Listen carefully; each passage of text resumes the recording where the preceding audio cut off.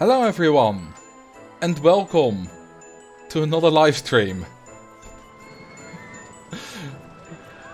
I love how many of you I made either uncomfortable or laugh or maybe just a little bit horny with my stream notification.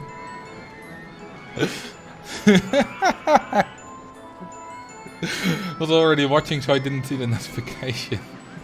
Yeah, recently I've been starting to experiment with trying to put funny things in the notifications. And it works. It's just 2 words, just nice feet. Just to see how people would react. And apparently people would react quite a bit. My cat loves feet. Don't all cats love feet? I mean, unless you have sweaty socks, I suppose. But then it's the socks they don't love, not the feet. Bad beginning of the evening. I open up and the first thing I see is feet and toes. That wasn't me, I just put the word feet there.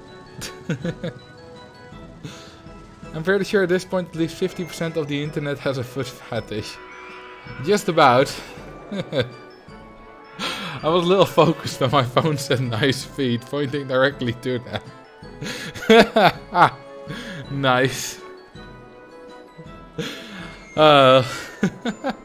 It had the effect I intended it. Namely, to confuse the hell out of people. So how are you all doing? Halfway our first proper September week. I assume for some of you, school has started again, either be it university or high school if you're a bit younger. Others maybe have gone back to work, although, you know, maybe you've gone back to work a week or 2 earlier, I don't know. Depends on when you all get your vacations. I had to get up at 6:30 in the morning to take my foster kittens back to the shelter. That's early. That's really early. I never really wake up before 8. Although, that's still, you know, for the fact that I'm a YouTuber and I never have anything planned in the mornings. You know, I do work in the mornings, but I don't have, like, appointments in the mornings generally. The fact that I wake up without an alarm, usually about 8:30, is not bad. Hey Marcel, I have a question about on-ride photos. Are guests more likely to buy them if the train's going faster? No, you can just put them anywhere. The train doesn't even need to go through the photo section. It can be entirely disconnected, not take any photos, and it'll still work. Ooh, they're getting sterilized. I would say nice, but it's not necessarily nice for the cat, but it's necessary. So today we're gonna do what we did a week ago, basically, where I took Six Flags Holland, built some random whatever rides and chatted and whatnot. I plan to do pretty much the same today, but with Six Flags Belgium.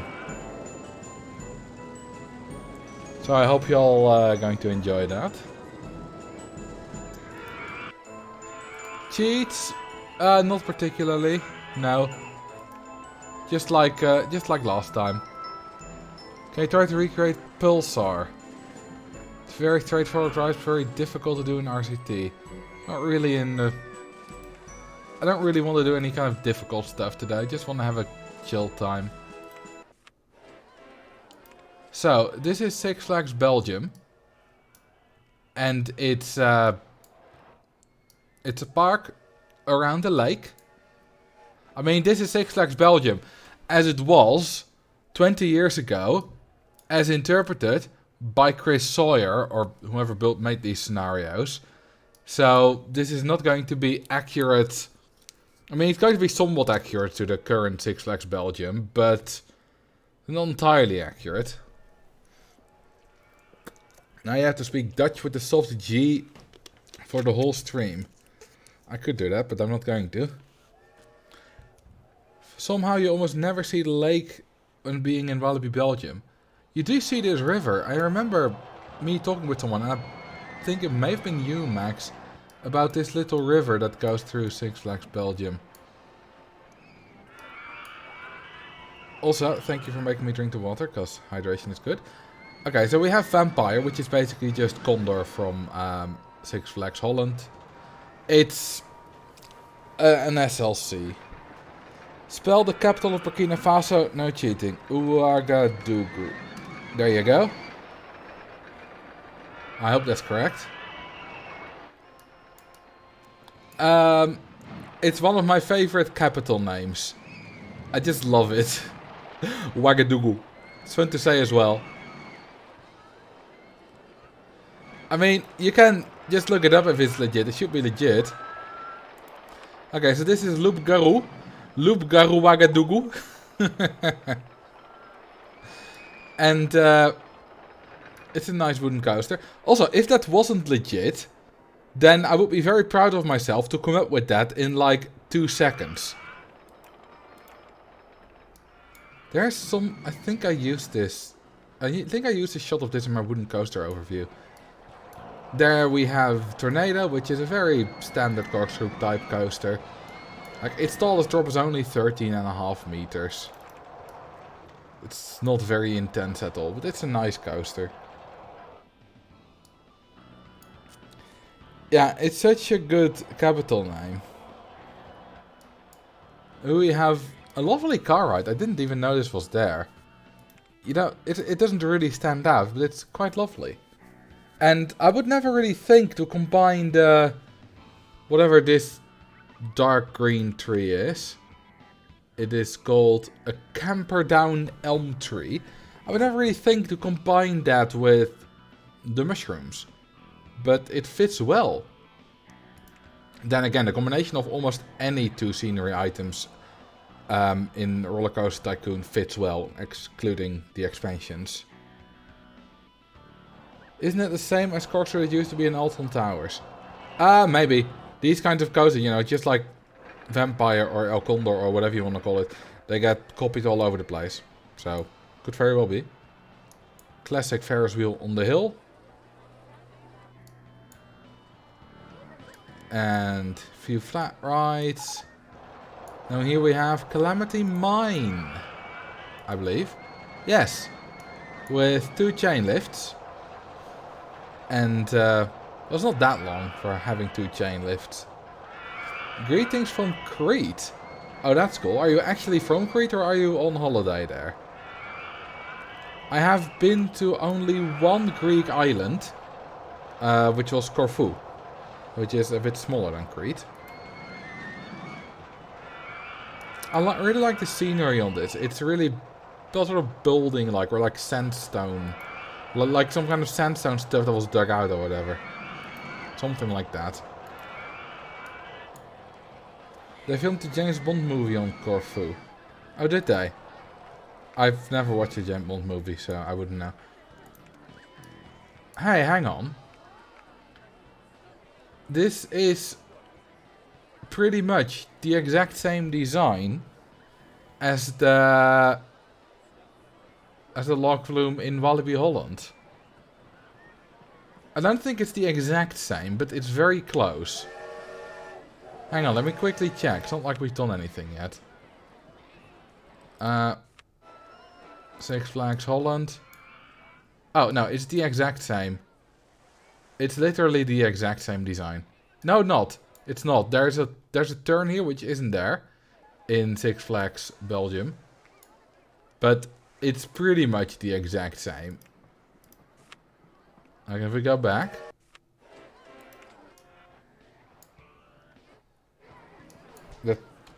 Yeah, just the end. There's no turn here and this is a little bit shorter. Other than that, it's basically the exact same. Have I been to Six Flags Belgium? Well, Max has, I haven't. Also, this thing is broken, but it's gonna get fixed. I see a mechanic coming. Then we have Turbine, which was briefly the coaster of choice in the world record for a Crazy Castle in Open RCT 2%. It's a nice, you know, it's a nice looping coaster. It's a shuttle loop with a tail, basically. There's nothing else more to say about it. I've always liked the rainbow trains. Are they actually in the right order? No, they're not. Although, sort of they are. Because if you have the, if you go red, orange, yellow, and then go back to the back, green, blue, pink, purple. So it's not exactly in the right order, but if you cut the train, if you make it into a circle, like if it's in the middle of the loop, then it could be in the right order. Maybe.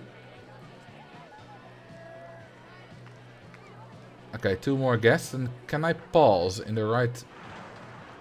Okay, it's not quite long enough for that. Because then the green would have to connect to the yellow. But the idea is nice. And then what else do we have? We have a nice little river rapids. And Cobra. This is actually the original Cobra. I don't know if the first boomerang, but it's where the Cobra saved design comes from in Roller Coaster Tycoon 2. And a nice little food court with almost every bench being filled. That's very efficient usage then. And of course a miniature railway around the lake. And we've had pretty much everything. Now, fun fact about this scenario is I very frequently use this little empty green patch to build some kind of ride that I need. Very often in ride overviews. For example, I built a maze here. I've built maybe a mini-sus, maybe a mine train. I've built lots of different rides for ride overviews in this little area. Because it's really nice, because everything around it is already built up. So it gives me a very nice shot without much effort. Thank you for the follow, Trusting Scar. Let's start with a ride there. Let's do a stand-up coaster. Okay, so every one of you who is subscribed to my second channel, the speedrun channel. I mean, it's not entirely speedrun channel. At the moment, it's just the speedrun channel. You will have seen that I have actually done a speedrun in Vanilla. I completed Amity Airfield in the original Roller Coaster Tycoon 2. Which is the first time I've actually played without Open Roller Coaster Tycoon for probably like 6 years. I've used it for shots in videos and whatever, but not actually played the game. And I got a time of 46 minutes and 57 seconds, which was more than 5.5 minutes below the old world record. And I trapped the guests with monorails. It was fun to do.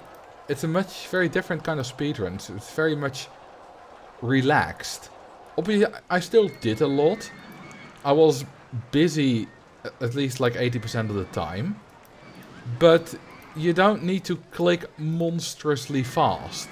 And do like super precise placement super fast. Because in Open RCT2, basically all the runs are you build some stuff. And then you fast forward until you win. Not all of them are exactly like that, but most of them are something like that. So you need to build and get to the fast forwarding as fast as possible. But if there is no fast forwarding, you just need to build a little to get the park going. And, you know, raising the soft guest cap after that, expanding the park can be done later. That doesn't need to be done ASAP. It doesn't need to be done right now. And that makes for a very different speedrun. And maybe more enjoyable? I don't know. No, I didn't want a corkscrew here. I wanted it here. There we go. Then I can do a cut back. It was really interesting to see as well how many changes I had taken for granted and gotten used to. For example, the first time I did it, I got a slower time first. I just forgot to open the stalls, because in OpenRCT2, the stalls open automatically. In vanilla, there is no such thing. Any guest with 69 in the number. Alright. Oops, that's staff. Well, there'll be guest 69. Surprisingly, they are still in the park. There you go. Name a ride of your choice. Alright. Also, anything like this, like scrolling by changing the chain of speed or, you know, doing that. Not a thing in vanilla. Not at all. Also, dragging the queue line like this to extend it. Nope, that won't work. I messed that up a couple of times. Because I wasn't used to that anymore. There's so many things. I couldn't use all my hotkeys. A few I could still use, but most of them I couldn't.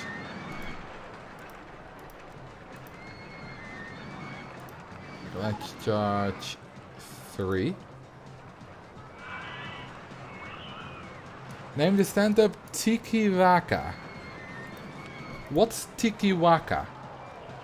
Sounds Hawaiian. I quite like this little coaster, to be honest. I'm happy with this. Oh, it's an existing coaster in Wallaby, Belgium. Aha. Do you have coaster building sins or combinations you'd never do, or that just don't look pleasing to you? Okay, so except from when I try to trigger people, I never like unbank turns when trains go at high speed but not fast enough to give laterals. Or, you know, for example, this turn, I'm not sure if this is a helix, but you know, one of these turns could be unbanked easily. Train goes like 50 or 40 kilometers per hour there. You can take a medium turn at 100 kilometers per hour. But you don't unbank that. That's ugly. Like, the stats would be fine. Everything would be fine. But it would just be ugly. So you don't do that. Unless, of course, you try to trigger people. Then it's perfectly fine to do it.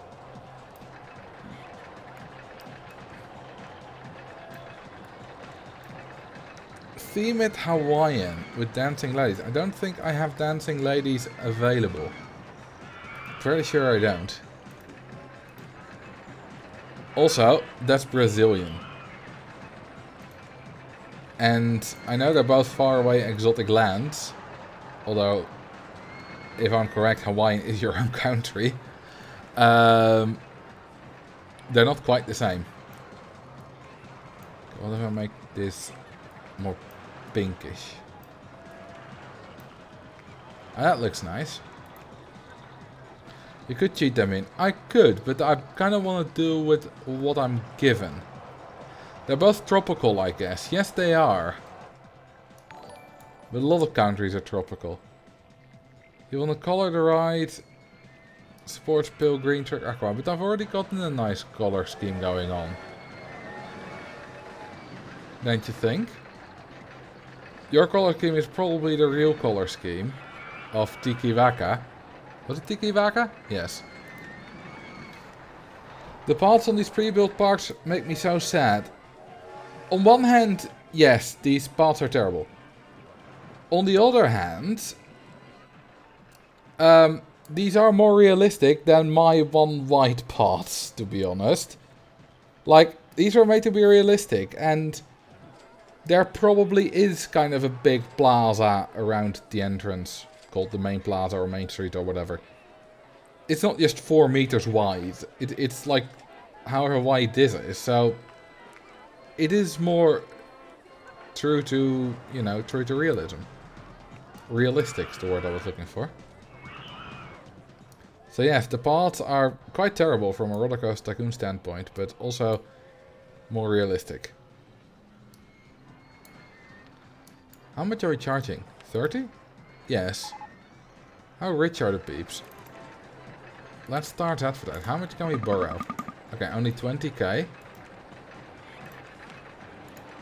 It's interesting. Some of the Six Flags parks come with massive maximum loans. And some are like 20k is all you get. And nothing more. Okay, how rich are you? 70... 70... 60... 60... 80? Okay, we either need to get a 50 or a 90. Then we know the entire range. 50. Okay, so then we'll charge 50. By the way, what's the goal? 3,500 guests. Well, that's not a problem. Quoth the Raven. That's a good song. By some band I forgot the name of. But I like the song. It's some symphonic metal band. But that's probably not why you said that. It's probably something else as well. Illuvity. Yeah, I knew it was something like that. That's probably right. You're right. Umbrellas are too cheap. So let's go. 20.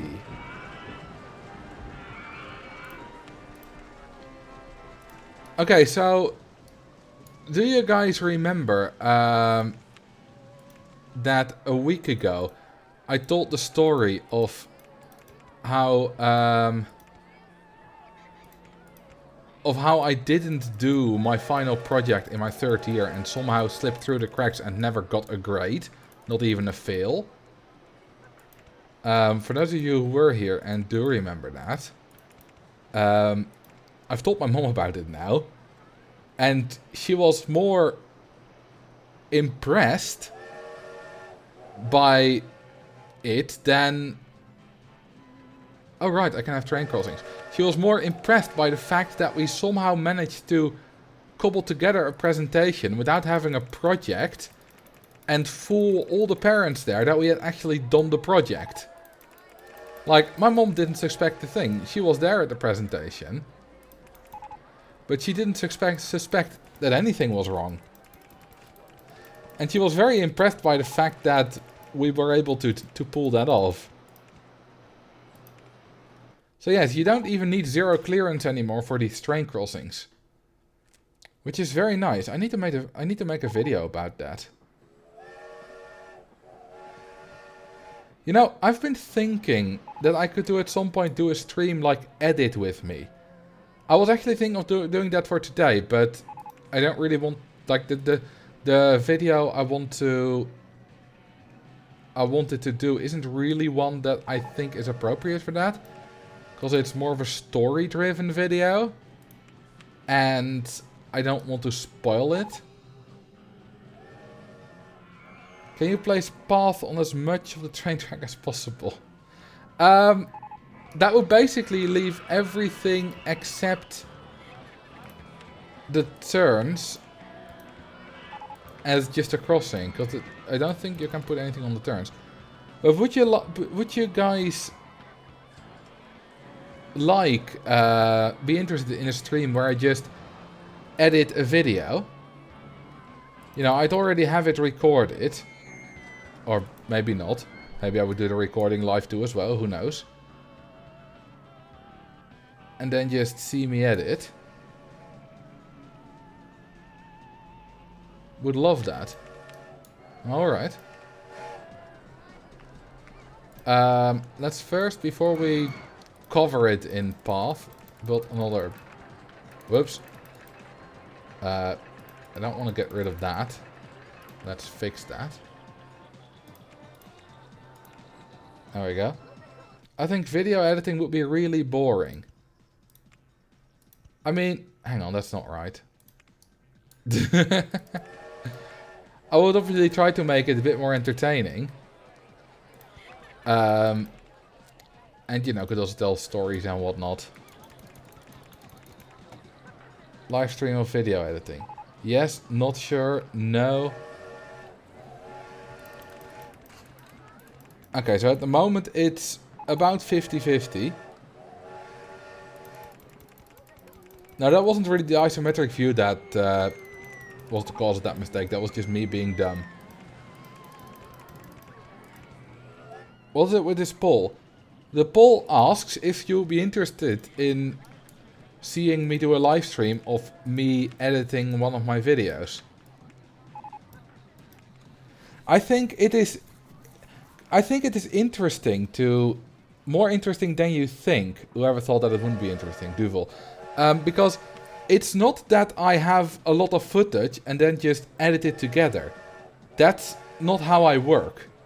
The editing is that I would have a script, I would have it recorded, and I would have the voice file done. And then I would need to look up footage and create my own footage. So we would still be playing the game and be switching back and forth between the game and the editing software. Which, by the way, is quite laggy for me. So it's not just editing down footage. So yeah, you can't build path there. But you can do it on these kind of tracks. And it doesn't look half bad. Bad, to be honest.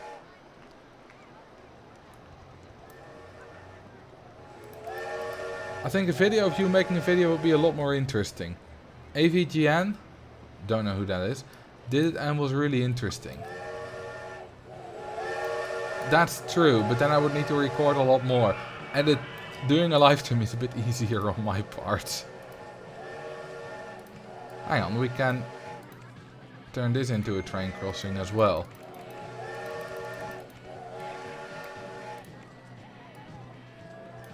There we go.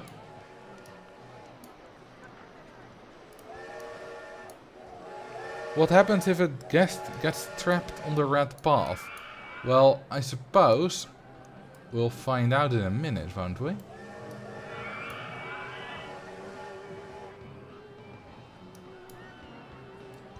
Okay, that's another crossing we can do. Neat. Also, thank you for the follow. Super.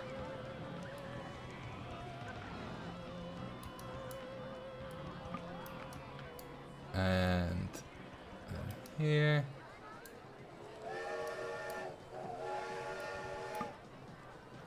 Did you see guests wait at train tracks on normal path but not on an incline? Do they not? Then that's a bug.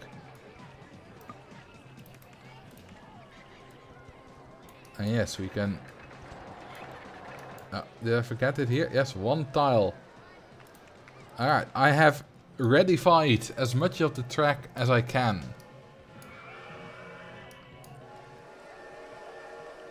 There, they indeed don't wait at the inclines. Interesting. That is quite interesting. Okay, so... Yeah, what happens if I do a no entry sign there? Oh, there's a nice graphical glitch. And then, oh, why do I keep... There we go. Oh, I can't drop him there. Okay, then I'll just force some guests to go there. There we go. That should work. Okay, we have a few guests there. What happens when the next train comes?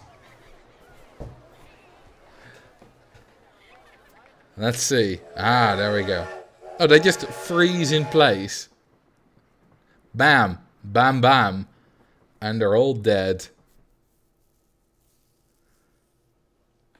Okay, that's... I mean... What did you expect to happen? This is not a particularly interesting outcome, but let's be honest. Nothing particularly interesting was going to happen. Either... the train would just be going through them. It's all just, you know, a little bit of zero clearance work. You thought the train was going to wait. No, you didn't. It's not that complicated. The train doesn't do anything different. They didn't put like that much complicated effort into it, and they don't need to.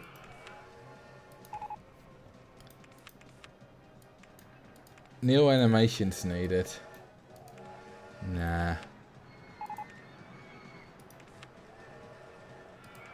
So, just like last time, ask me about a thing you would like a story about. Prompt me, because I have a lot of good stories to tell, and a lot of you found the last stream where I told a lot of stories interesting, but I can't think of all the stories just off the top of my head. Drown the guest fort. Why do I keep clicking on staff when I want to click on guests? 420 is no longer in the park. Let's see, 1420. 1420 is in the park. I'll give you 1420. Tell us a memorable story of one of your grandparents.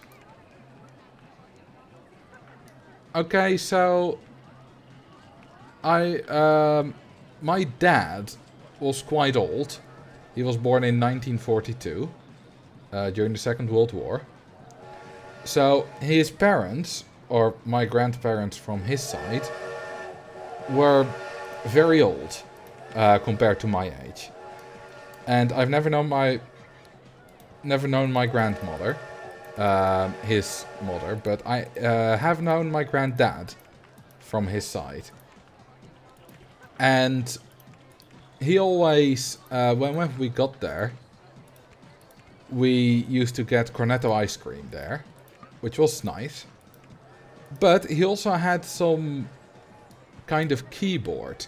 It wasn't a full keyboard, it only had like 5 octaves instead of 8. And when he passed away, which was, I believe, on the 6th of December 2002? Or the 2nd, I'm not sure, but somewhere early December 2002, we got that keyboard. And my brother and I would play on it a little bit every now and then, play a few notes. We both have basic musical education. We could play the flute, or recorder, as it's called in America, I believe. And at some point, when we were, I think, like 14 or 15 or so, my brother started to actually play the keyboard a lot. And actually start learning and becoming not particularly good at it yet, but becoming better. And that was on the keyboard that we got from our grandpa. So it's not really one particularly cool experience or one memorable story, but that is the first thing that came into my head. Because I think it's interesting, because my brother plays a lot of piano now. He's quite good at it. And that all because we had a keyboard from my granddad. There's a lot more stories with my grandpa and grandmother from my mother's side. They're not alive anymore now, but they passed away in like 2016, 2017. My grandmother a year after my grandfather, so they've been alive for a lot longer during the time when I was alive. So I have a lot more stories with them. And I in particular have a lot more stories with my grandpa. There's one particularly good one. Thank you for the follow, by the way, Sammy, Hypercube, and Beningle666. So I used to go at least twice a year to stay at my granddad's for a while. A while is, a few days. And almost without fail, we would go to the zoo at least once during the time there. Often it would be the zoo in Emmen, where he lived. Noorderdierenpark, absolutely fantastic theme park.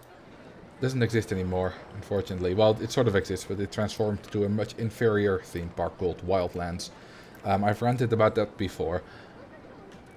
Anyway, we used to also go to different theme parks all across the Netherlands. And at one point we went to Ouwehans Dierenpark. And in Renen. And so we got there, and from what I can remember, the train station there, because he didn't drive anymore, that wasn't safe. You know, because he was physically declining. The train station there was like a final station, a final stop. And when we wanted to go back home after we were done in the theme park, we got there, but we just about missed the train. We didn't time it or anything, we just went back to the train station whenever we were done and felt like it. And we just about missed the train. We saw it leave without us. Which was unfortunate. But, you know, okay, we were, you know, we didn't have anywhere to be. It was probably like 4 PM or whatever. We didn't have anywhere to be and we just chilled for a bit, you know. It was nice, not a problem. So then half an hour later, the next train arrives. And we go on the train. And we would need to go to Utrecht, I believe.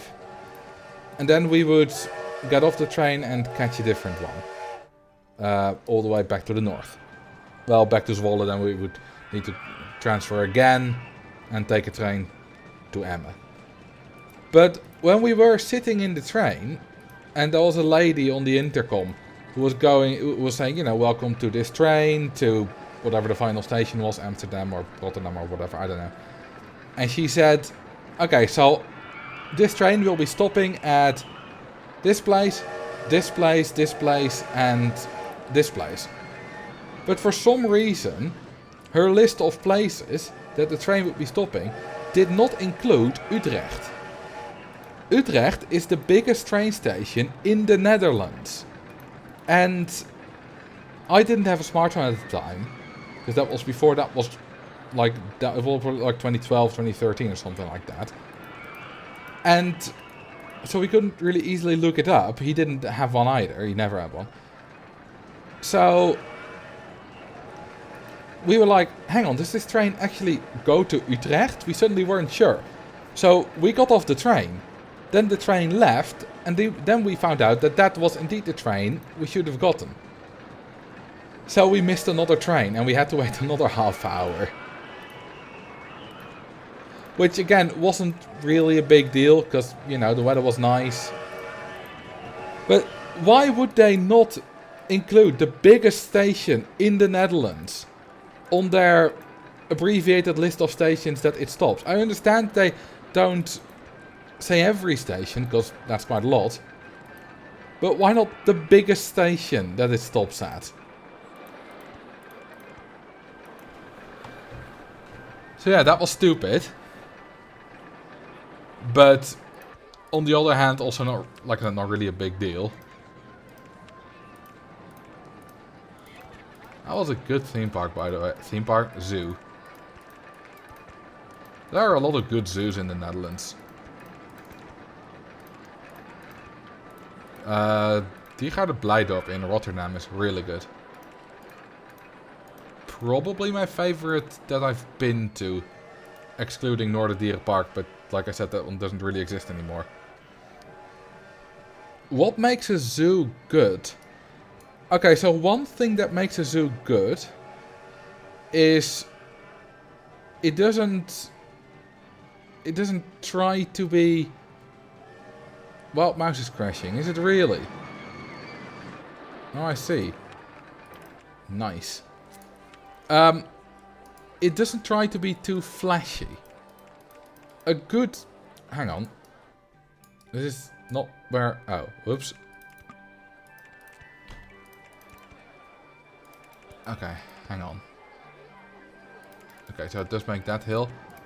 So, one of my problems with Wildlands is that it tries to be all cool and hip, and, you know, it's cool for young kids, because they, you know, try to be like, look at how cool we are, you can experience all the animals in 5 different dimensions, and what, and you know, experience them up close. Oh my god! I don't like that.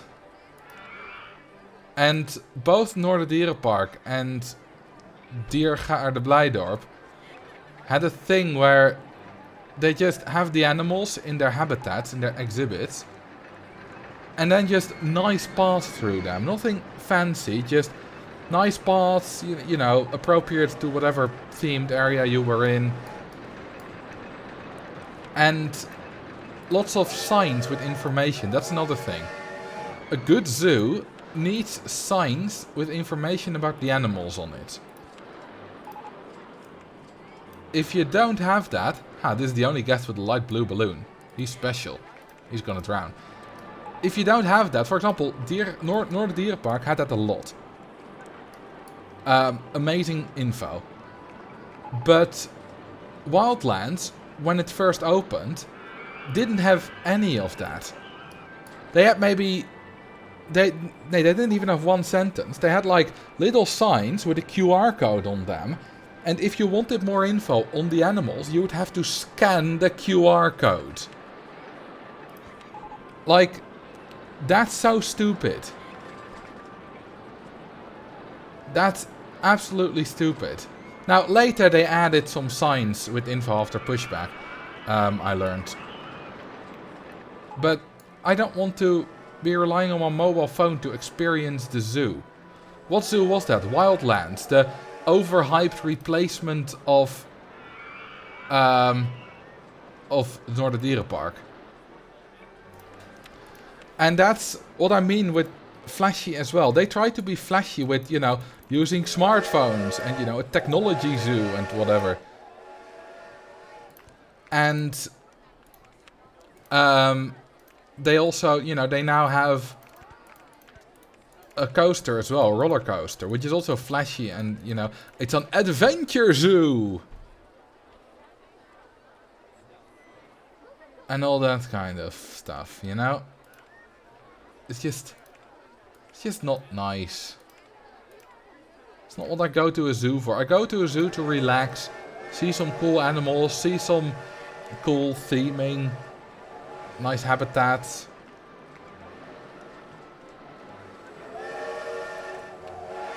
So I really like that.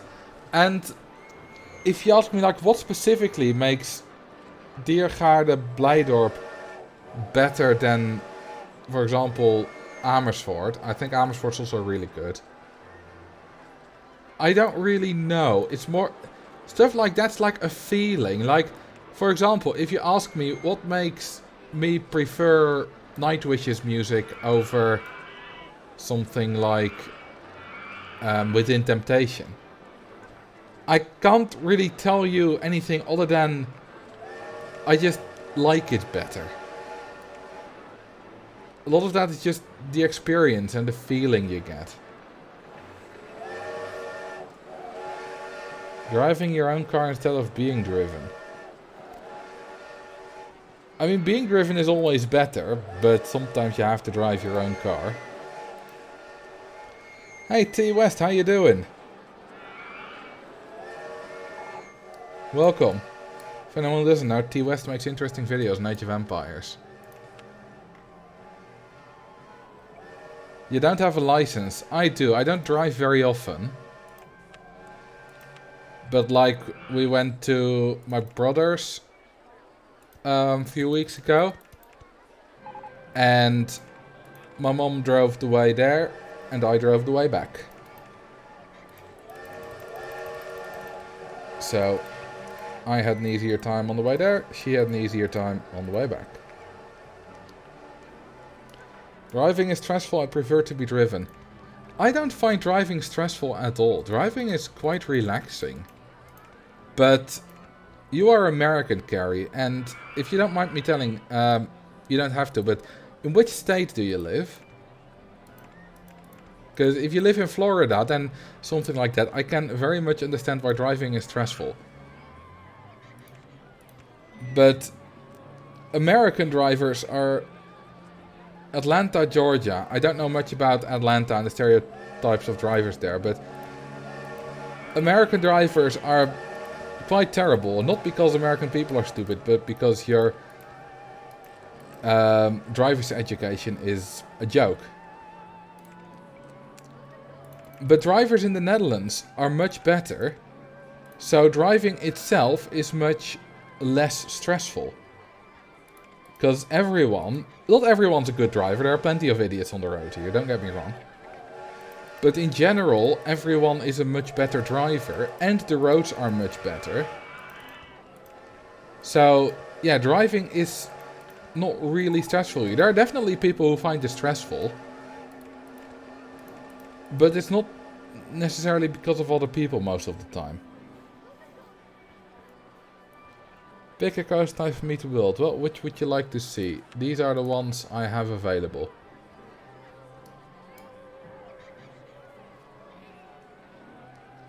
I'm too ill to drive. I'm prone to spacing out and not reacting to anything. Yeah, then it's probably a good thing that you don't drive. Okay, we don't have a photo section on here.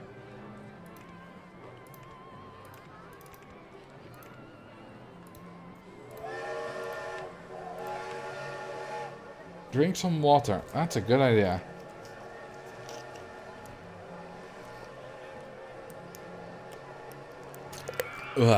Nice.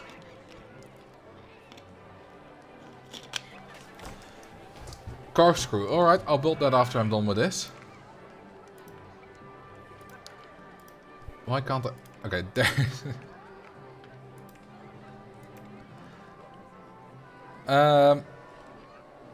There was something...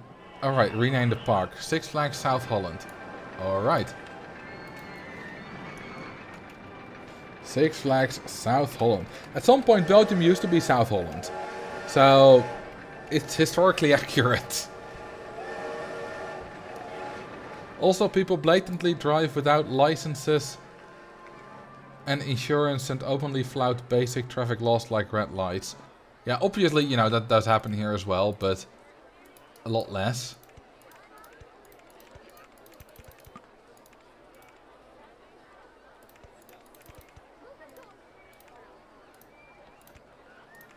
Alright, and open. No minimum waiting time. Do we have no minimum waiting time on this? Yeah, looks like we do. Nice. Damn, we're already at 2,500 guests. Are you flexitarian and omnivore? Lol veteran. I am a roller coaster tycoon veteran. I would call myself a veteran. I've been playing for about 20 years. And have been at the top in various disciplines. So I can definitely call myself a veteran.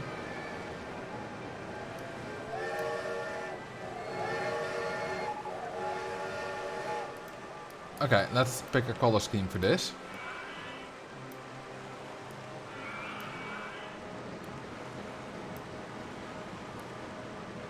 Ooh, I quite like this. No. I do notice I tend to use a few basic colors. Like, I almost never use dark green, or moss green, or olive green, or dark olive green. There are really 6 greens. Although, I use like, probably like 20 colors fairly regularly. So that's not really just only a basic few. Moss green isn't bad. Looks quite nice actually.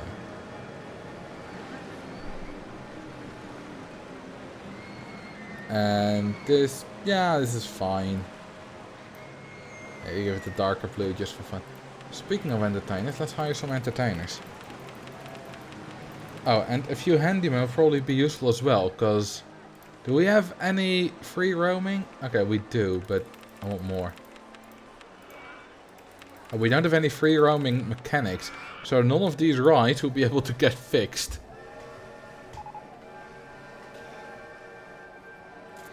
We don't have any vegans. Veganism is quite rare.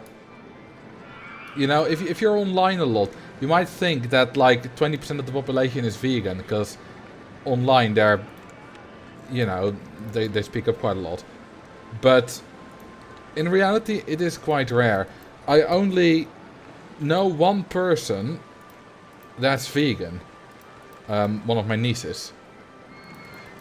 I have a stepsister who's vegetarian. And... No, wait, I know another person who's vegan, a friend of mine. But I know one person who's vegetarian. And maybe a few more, but... Yeah, I know 2 people who are vegan. Out of the... Well, how many people would I say I know? Probably like 60, 70. I have another friend and his wife who are vegetarian. Being vegetarian is so much easier as well. I'm neither, but you know, if you're vegetarian, all you need to avoid is meat. If you're vegan, you have to check everything just to see if there's no milk or eggs or whatever in it. If you can do that, that's fine, but it is obviously a lot more work than just being vegetarian.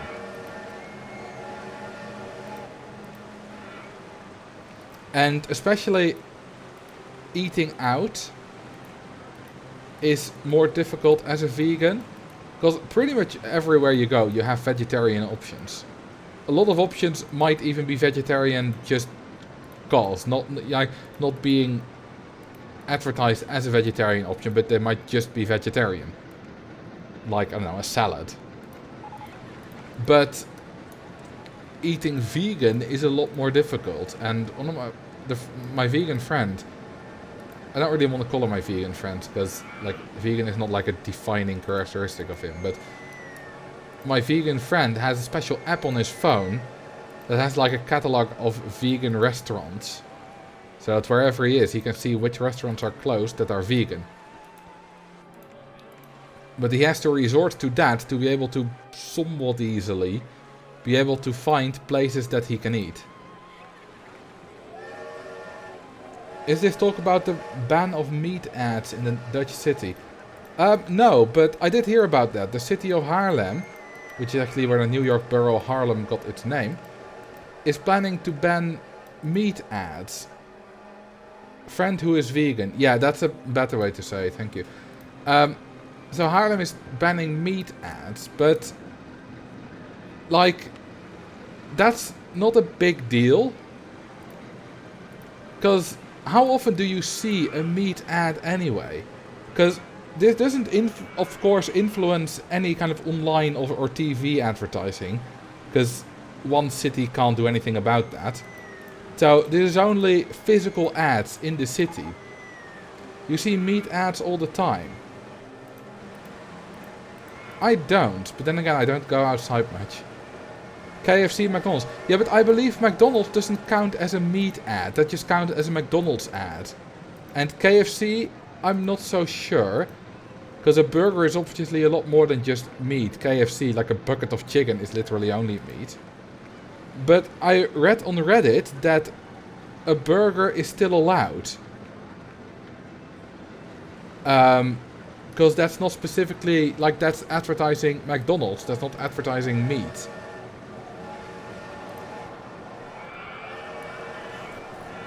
Yeah, so that's basically nothing then.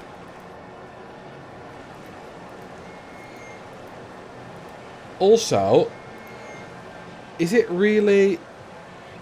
Like, if you have a McDonald's and a Burger King in the city, then them advertising is more a rivalry between them and not really causing that much more people to eat fast food, I think. It's more like trying to get people to go specifically to them.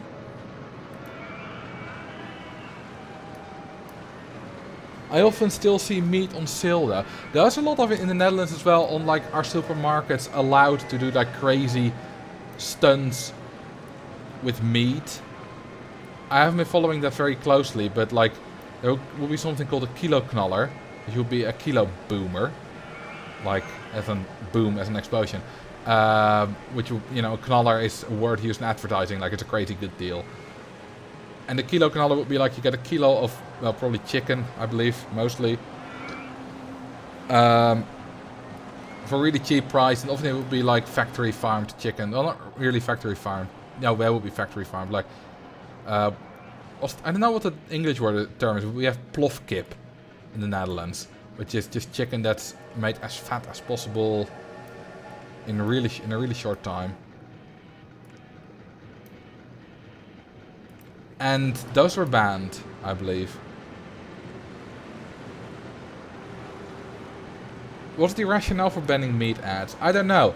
All I know about this is that I saw it on Reddit. So, I don't know a lot about it. Okay. Let's build some flat rides. How about there?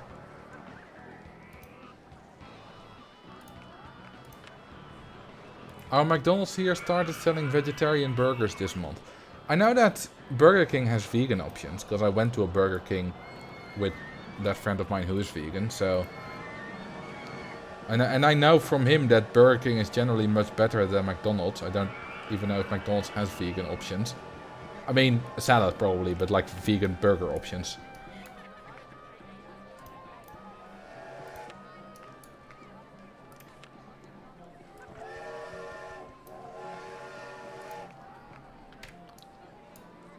Okay.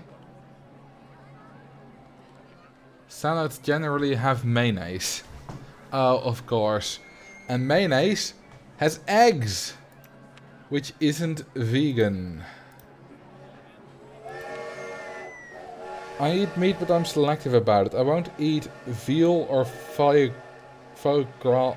I've never heard of... I've heard of faux... How do you even pronounce that? F-O-I-E. And I've never heard of veal.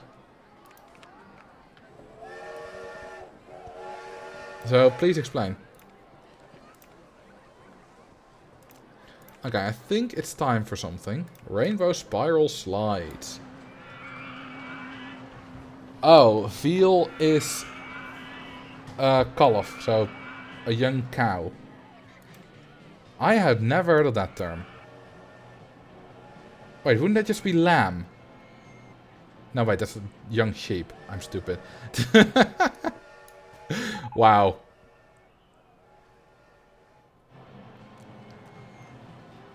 Foie gras is made from goose liver. I don't think I've ever eaten liver. Okay, let's build an extra path, because I don't think we have the... Like, I could build it on the lake, but no. I don't think we have the right pathing space for what I want to do. Okay, also... Oh, I've... Well, from the front it still looks nice. And that's what it's all about, right? Oh, leverworst. I've eaten liver. Oh, yes, I've eaten liver. What I had in mind was like if you order liver at a restaurant. I don't think I've ever had that.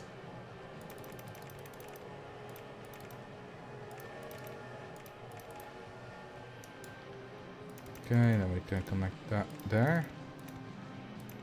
Let's see if I can fix this up.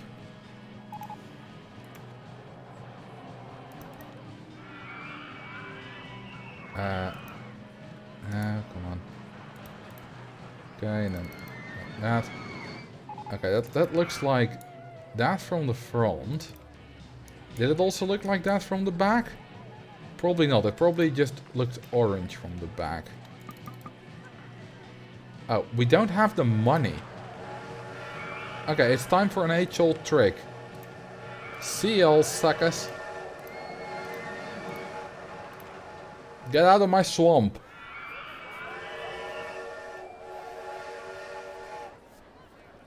Pretty sure there's also liver in knakworstjes. I love knakworstjes. You went bankrupt. Yes, I did, because I wasn't making any money from the entrance, and I have a lot of staffs. So, I was indeed entirely going bankrupt. Did you not get the ATM here? Yeah, but that's not particularly useful as guests pay for the entrance, not the rides. But they should be leaving now. Some of them seem to have trouble finding the exit, but they are leaving quite quickly. Which is nice.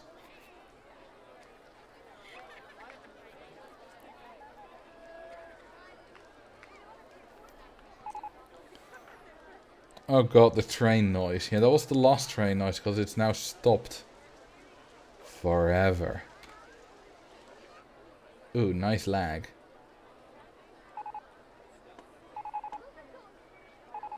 Okay, it's time to reopen the park.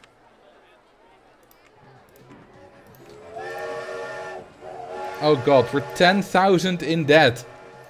I need to fire some staff. You know what, I'll fire all the... Why do I have 20 useless entertainers? I don't need all these mechanics. 10 is enough.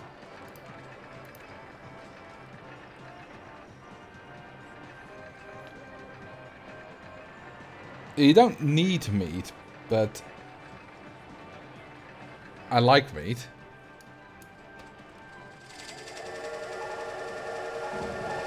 Oh my god. Those train sounds. Oh, I forgot to reopen the park. Okay, there we go. Now we're making money.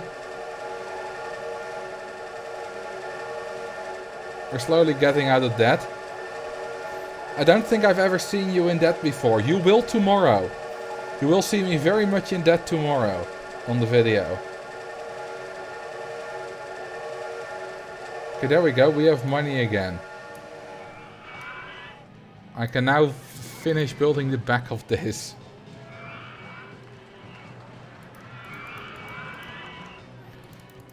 Okay, so what's another thing you would like to hear a story about?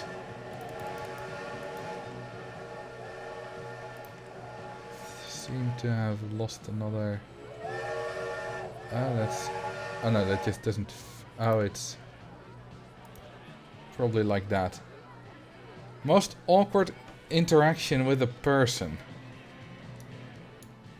Oh, I don't think I would merely know what that is. I don't tend to have that many awkward interactions. It would probably be like something at high school or whatever. At one time you met your crush. What do you mean that one time I met my crush? She slept in my room once. We were friends. Like she just came over because we were friends. It's not like... What does that even mean? That one time you met your crush. How do you have a crush on someone you haven't met?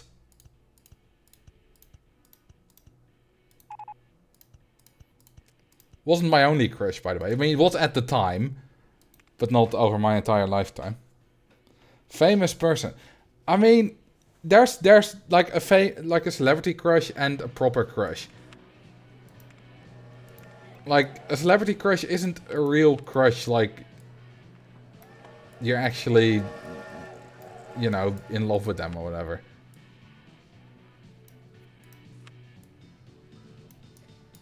That's just you think a celebrity's attractive.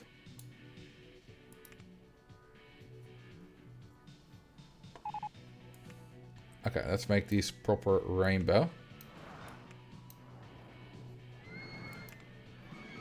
Who's the most famous person you've ever met? What counts as meeting? Like, does saying a few words count as meeting? Because then it might be Jenny Wolf. Oh, I was in a picture with Jenny Wolf. Does anyone even here know who she is? But it doesn't really count as meeting, because... so I was at an ice skating competition in Heerenveen back in like 2009 or something. And she was the best 500 meter skater in the world at that moment. A German skater. And she had, done her race. And she was walking around the outside of the track. Jenny Wolf. How do you spell her name? Well, the last name is Wolf and the first name is Jenny. And she was jogging after her race on the outside of the track. And we were standing right against that path. And she came walking by and we asked for a picture. And she took a picture with it. I don't think we ever saw that picture. It was with one of our cameras, but we didn't have smartphone or anything yet. So if you count that as a meeting, then maybe Jenny Wolf. If not, maybe Dionne de Graaf. I met her when my uncle gave me a tour of his workplace at the NOS, which is like kind of the Dutch version of the BBC.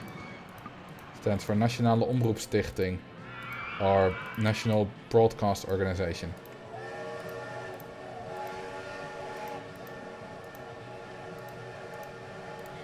So I've met her. That was also, that was not really any kind of talking either, We talked maybe for 1 or 2 minutes. And I wasn't alone there, like my uncle was there, my mother was there, my brother was there. But we did shake hands, so... Who's your celebrity crush? I don't really have one. There are a few I think are quite pretty. Like Dodie Clark, don't know if you know her. But I wouldn't have a crush on her. So... Don't think I really have one.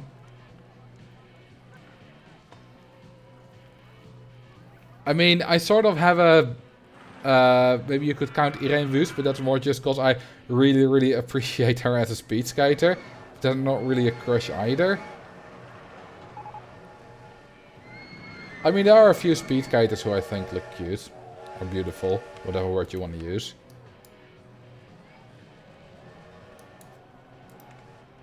It's not really a crush, is it?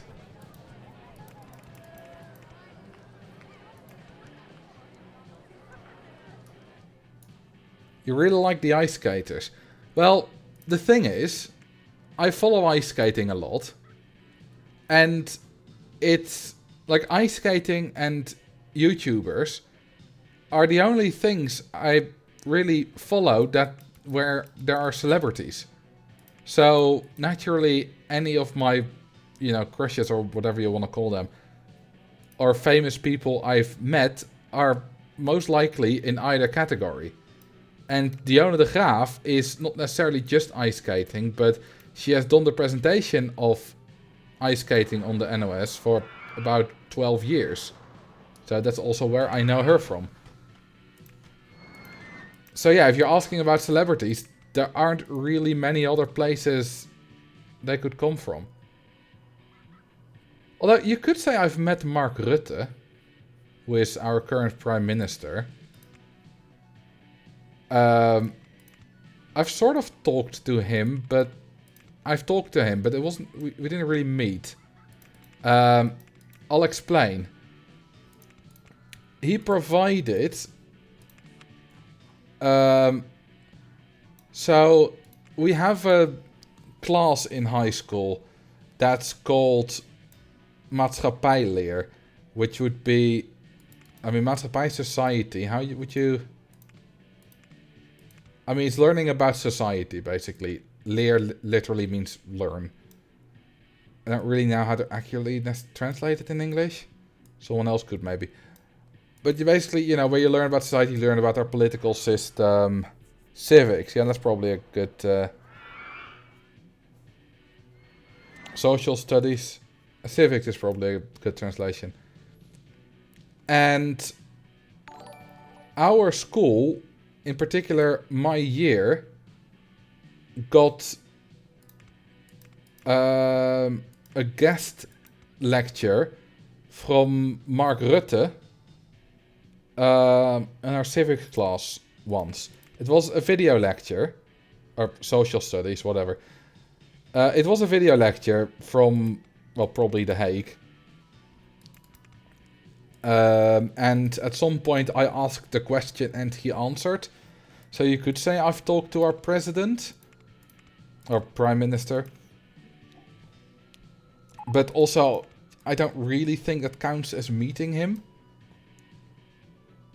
So I don't know, it depends on your definition of meeting. What was his function back then? He was prime minister back then. But the reason we got a guest lecture was because he taught at a school. Don't know if he still does that, but at the time he did, while being already prime minister. Because he's been prime minister since 2010. And I got that lecture in either 2012 or 2013. Probably 2013.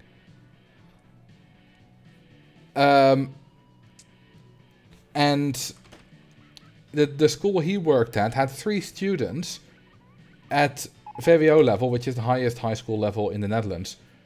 But there was no teacher for those students. And somehow they found our school. I don't know how that went, because they are in The Hague, or somewhere at least around there. And we are, well, in the north, in Meppel. But somehow we found each other. And our physics teacher, 5th class, and I was also in the 5th class back then, taught those 3 students.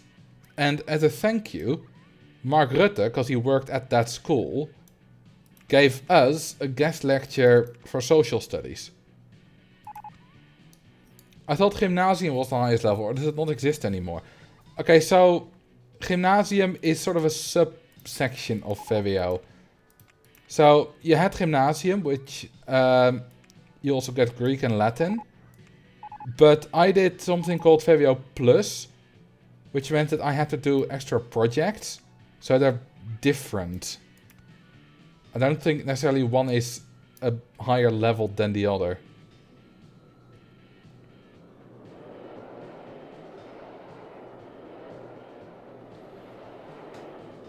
Yeah, so there's no the maximum length of a term is 4 years, just like in America. And after 4 years there will be another election, but often the cabinet falls earlier. I don't know what our average is per election cycle, but it's probably like 2.5, 3 years on average. And there is no limit on the number of how often you can be re-elected.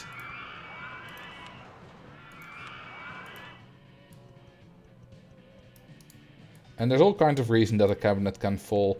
Last time it was mainly caused by, at least, like, the camel that, the straw that broke the camel's back was some kind of scandal with benefits being denied on a racist basis, but it wasn't purposely racist. It was some kind of computer system that didn't work as intended and all that kind of stuff.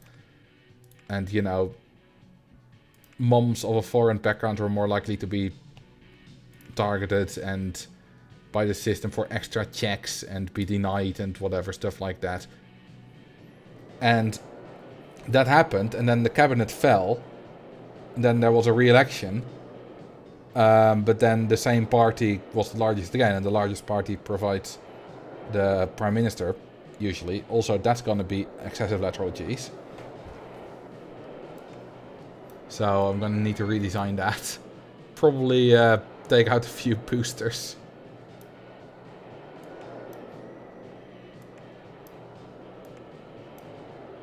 Ooh, I like that color scheme.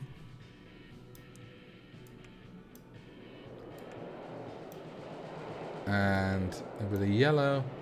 No. How about orange is the new black? Okay, so yeah, that's 3.54 Gs. Should have seen that coming. What if I just do... Will it make it?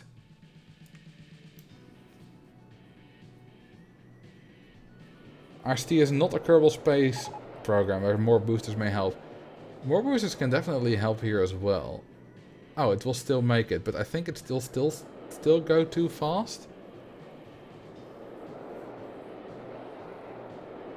Only slightly. Okay, it's still a bit too intense. Okay, I'll recolor Vampire in a bit, but... Oh god, it's broken down and needs to be fixed first, but it's already being fixed. Good.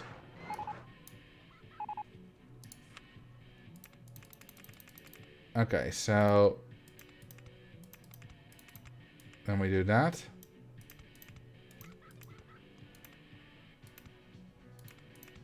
And then I need to... realign that. That works nicely. Okay, does this work? That works! Sweet.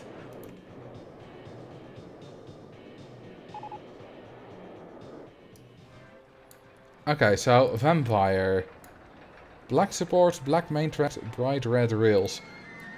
Is that the new colors, or is that just because you like it? Oh, this is the standard red neon color scheme. That's one of the standard color schemes on the invert, on the B&M invert. Anything with the vehicle colors that you want? Marcel, do you know where profits for photo sections go? I believe right profit. No, not right tickets. Then it should be shop sales. Let's see. We can easily check that. There's one with... Does this one have... Which one has a photo section? There is a right I built... Okay, this one has a photo section. Okay, so you make 280 profit. Let's just see... Okay, vehicles are fine. Let's just see where the next profits go. Because it should just be that the shop sales increase by 280. Well, 3 actually.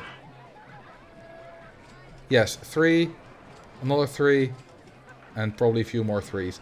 And at the same time, shop stock goes up by minus 20. Or down by 20 cents. Depends on how you want to define it.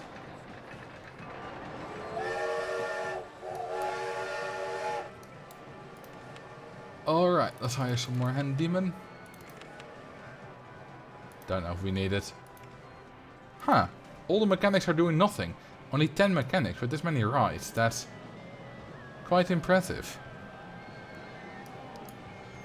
I wonder what's our... Oh, I don't have my plugins enabled.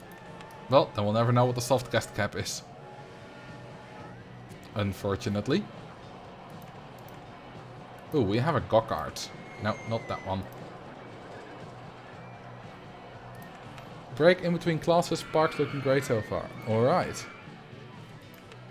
Okay, so what else do you want me to tell a story about? I like that one question can spawn stories of at least 15 minutes and sometimes longer.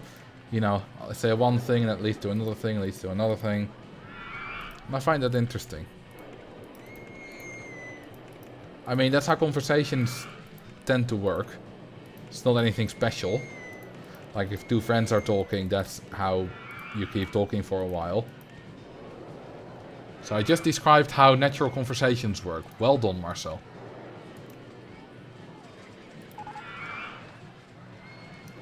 Go-karts seem like a decent way to give other rides some track proximity bonuses. I suppose.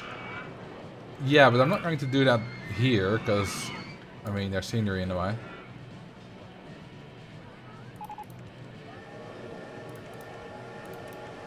But, yeah, if you can build them, like if I built one under here or whatever, yeah, that could work. Got a little hill. Like that.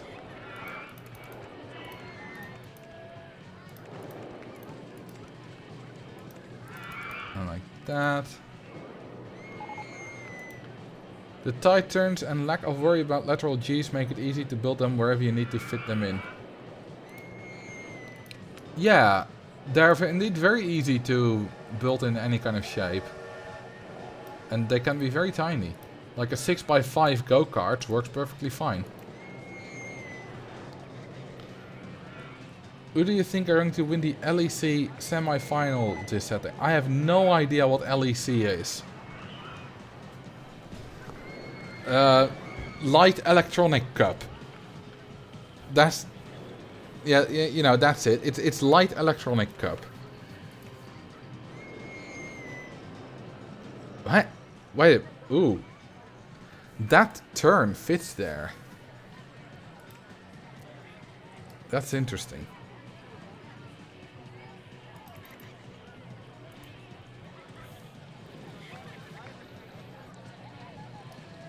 Leonard Earl Carlson.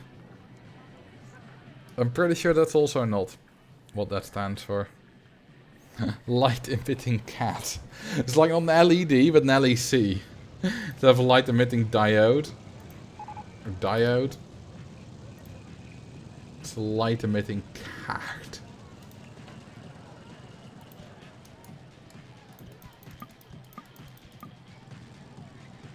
This is nice and glitchy.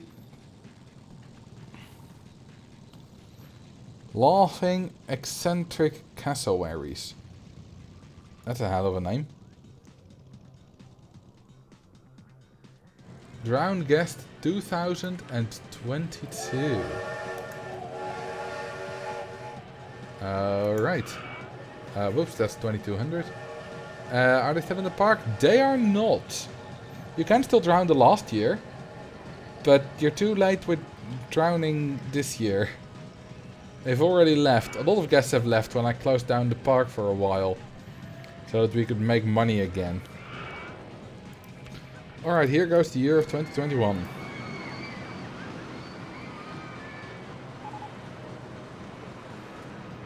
Anywhere you want to visit in the near future? I don't really have a bucket list. I would kind of like to go to Iceland in the winter, which is somewhat on the book, but I kind of need to be in better physical shape before we go there. I mean, I could go there now, but, you know, to make the most of Iceland in the winter, I need to be a little bit in better physical shape. But yeah, that would be nice. League of Legends European Championships. I don't really watch esports. I sometimes watch a little bit of Age of Empires Pro, which is esports, but that's all.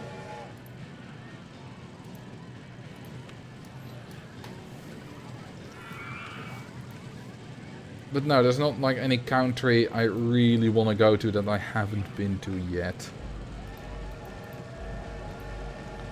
I have been to quite a few countries. I would like to go outside of Europe at some point. I've technically been to Africa, because I've been to the Canary Islands.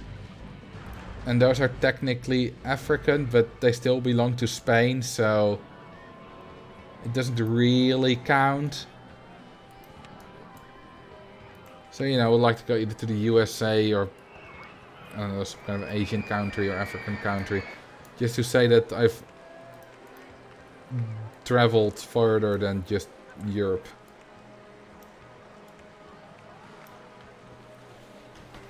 I used to watch T90 when he was on Twitch, but I'm too lazy to look for AoE games other than that. I never really watched T90 live, but I watch quite a few games from his YouTube channel. I need some water, that's a good idea.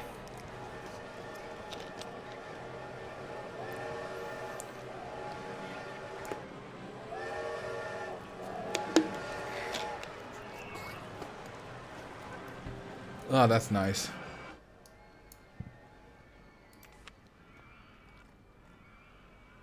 Let's see, let's build a merry-go-round here.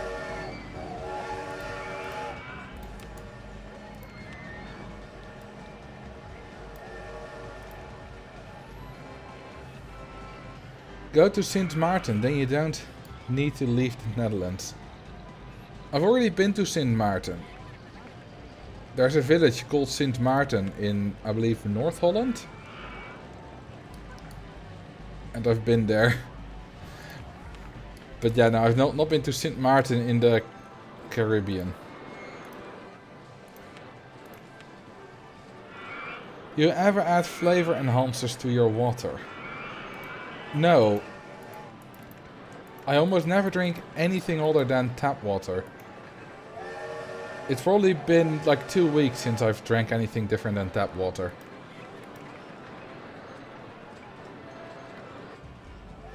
So no, I don't like carbonated water. I don't like tea.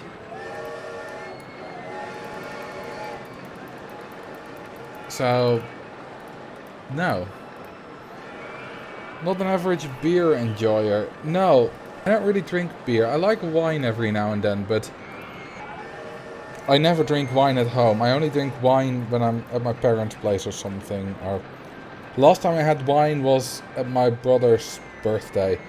I mean, I say birthday. He celebrated it like almost a month ago, and his actual birthday hasn't happened yet. But because he celebrated together with his fiancée, who was already had her birthday before that. How about carbonated milk? I don't know about carbonated milk. That probably has existed at some point, but that's not really a thing. But there is a thing called Carnemilk, which is basically just sour milk.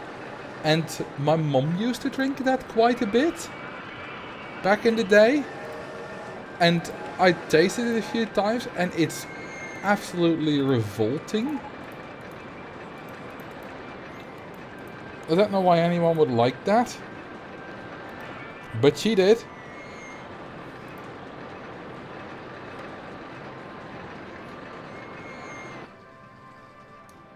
Parker's coming along nicely, although we don't have as many guests as we used to have. You can't see that anymore. We've erased all evidence.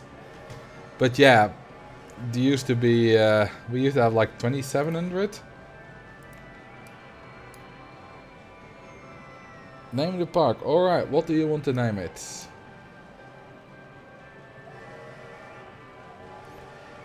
Back to Wallaby, Belgium.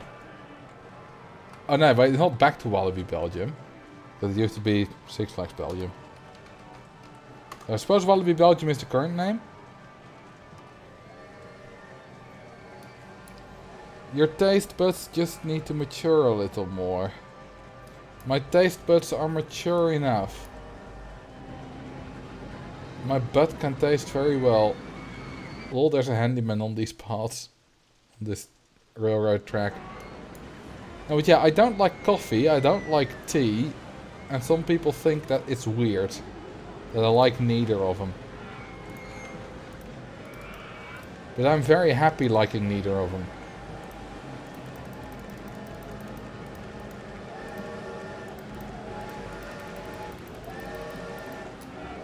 Okay, I don't have the money for this, but that's fine.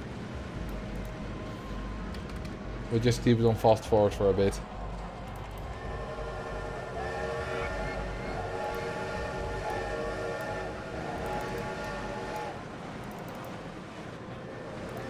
Okay, you know what? We'll go the other way.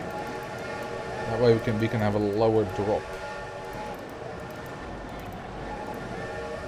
How is your ice skating ability? Pretty much zero. Like, I can stand on skates, I can get around without falling over. So it's not entirely zero, but that's about it. Like, I can't go at speed at all. Last time I've stood on the ice is almost 3 years ago.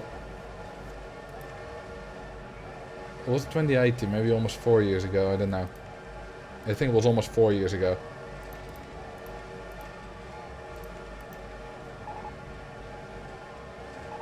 Are you in your own database? I haven't actually worked on the database for a while. I'll pick that up again at some point, but you know, that's a very long project, and after you've worked on that for religiously for like a month or 2 months even, you need a break. But no, obviously I'm not. I have a friend who is in some international speed skating databases. He is not any good on like the world level, but you know, he can skate quite fast compared to your average person who says that they can ice skate. You know, he's good on the club level. And there are a few websites who archive basically every competition that ever happens. And he is on those websites. Like, there's one website who literally has, like, competitions from the 1940s in Ulaanbaatar in Mongolia. Or, like, some Swedish competitions that were held in 1860 or something like that. It's crazy. It's absolutely madness.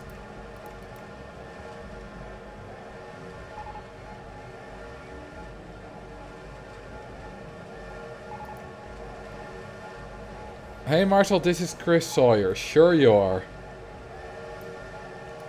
I have a mission for you in Roller Coaster Tycoon. Build a bobsled with 2 stations, a tunnel underground, fully built with scenery, and paint in the color orange for the Dutch people.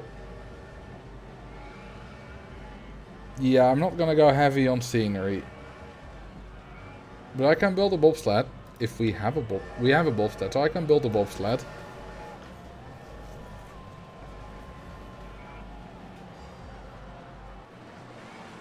Historians will love it.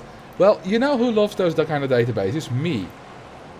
And I'm sure that those kinds of databases must exist for other sports as well, but there are several databases online, websites online, that for speed skating that just have crazy kind of archives that allow you to look up basically anything.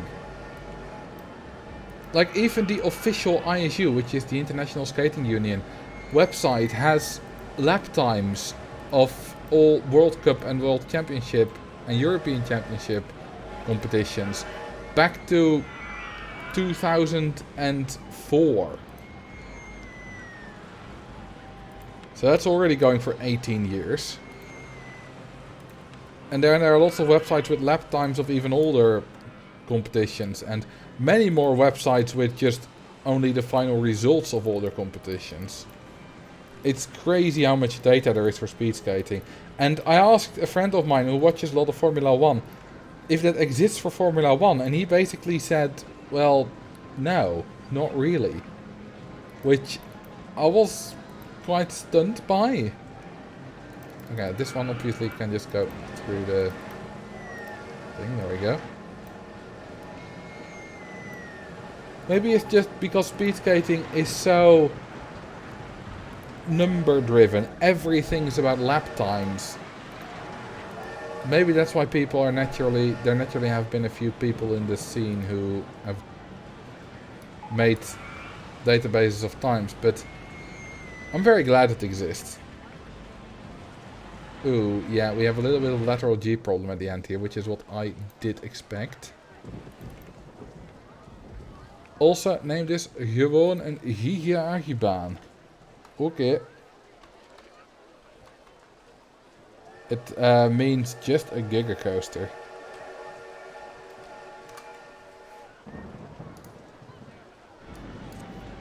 What do I think of Formula 1? Okay. Who hates it? Like, I think it's boring, but who voted hate it? Why do you hate Formula 1?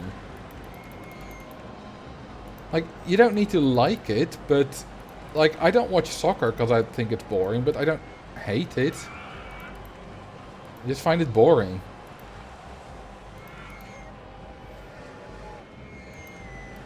Oh hey, Red Beardje, I was just talking about you. You are the friend who I asked about, like, do such databases exist for Formula 1? And you basically said, with lap times and stuff, and you basically said, well, no, not really.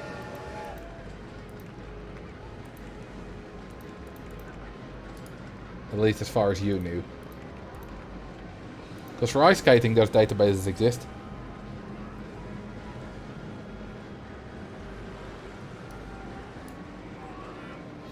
It's just some people driving way too fast around corners and crashing sometimes. Okay, but if you describe it like that, then soccer is just some people running up and down the field chasing a ball. Tennis is just some people smacking a ball back and forth. You know, then every sport is boring. You know, the 100-meter sprint is literally people running in a straight line.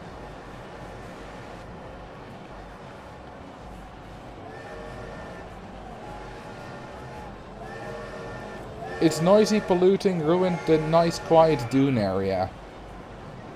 I mean, how often is there a race there, though? To be honest, I don't know, because I've never been there.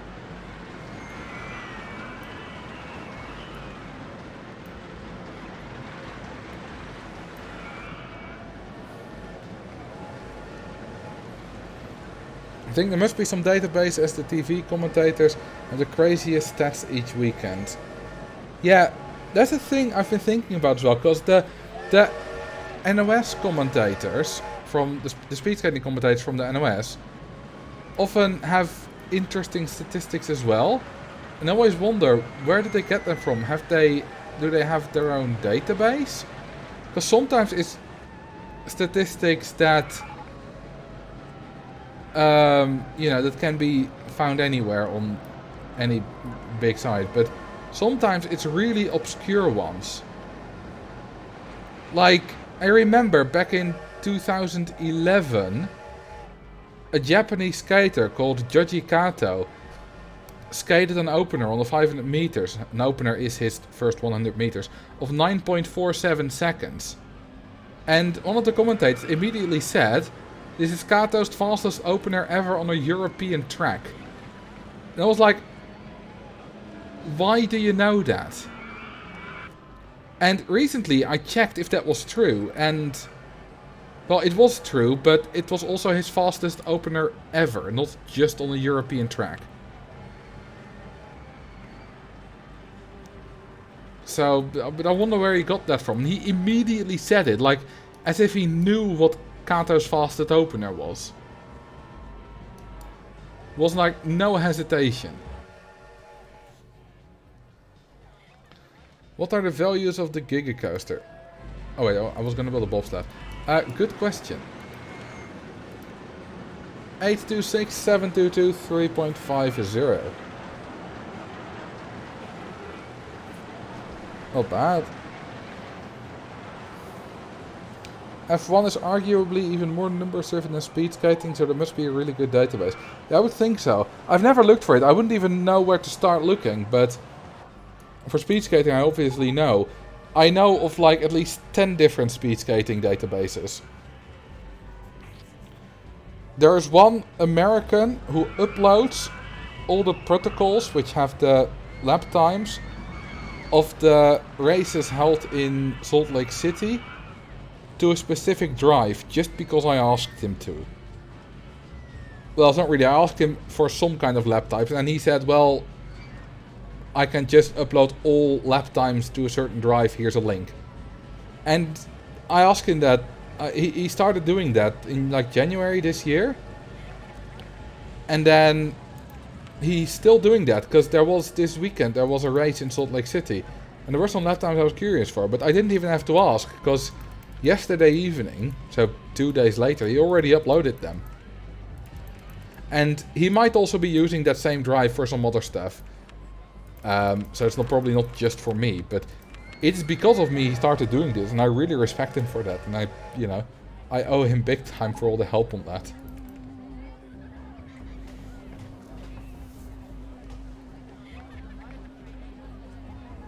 I know that there are fan-hosted databases, and I'm sure F1 has an internal database as well, but there's no official public database as far as I know. Oh, fire all the staff, of course.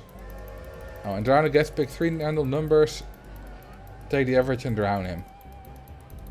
2057, 1 and 100. So that's 2068. That's not divisible by 3. So let's make that 2067. That's divisible by 3. That is 689. Are they still in the park? They're not 688. Will do. Alright, 2158. Did I just mess that up big time? Did I just forget the 100? Oh, I added 11 instead of 101.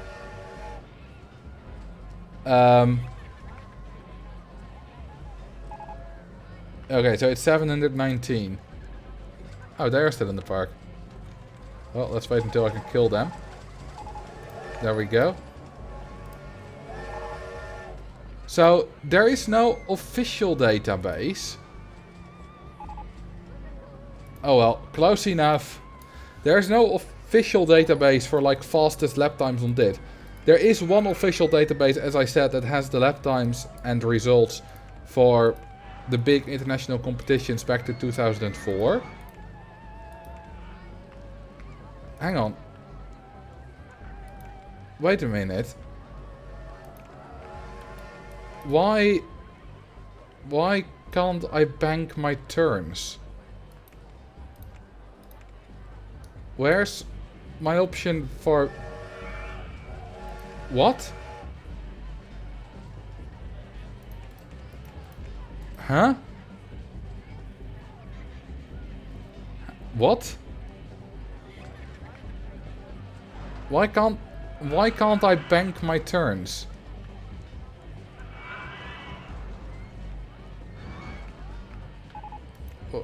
Huh? Is it in a... No, it's not in a special element. That's odd. Okay, let's just destroy it and try again. Missing helix is 2. Yeah, you're right. Like, obviously you can bank turns, but... Well, something's gone wrong there. Okay, what if we save the game? And then reload or restart the game. Oh, we got an update. Is it an element that needs to be unlocked? Banked turns are not something you unlock as far as I know. Even in Roller Coaster Tycoon 1. In Roller Coaster Tycoon 2, unlocking isn't really a thing anyway.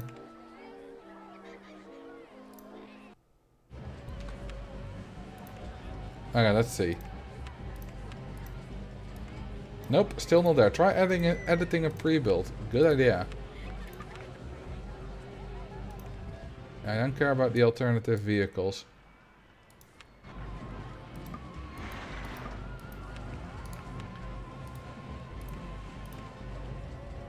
Okay. I can't build the helix. I can... It just... What? Try on all the parks.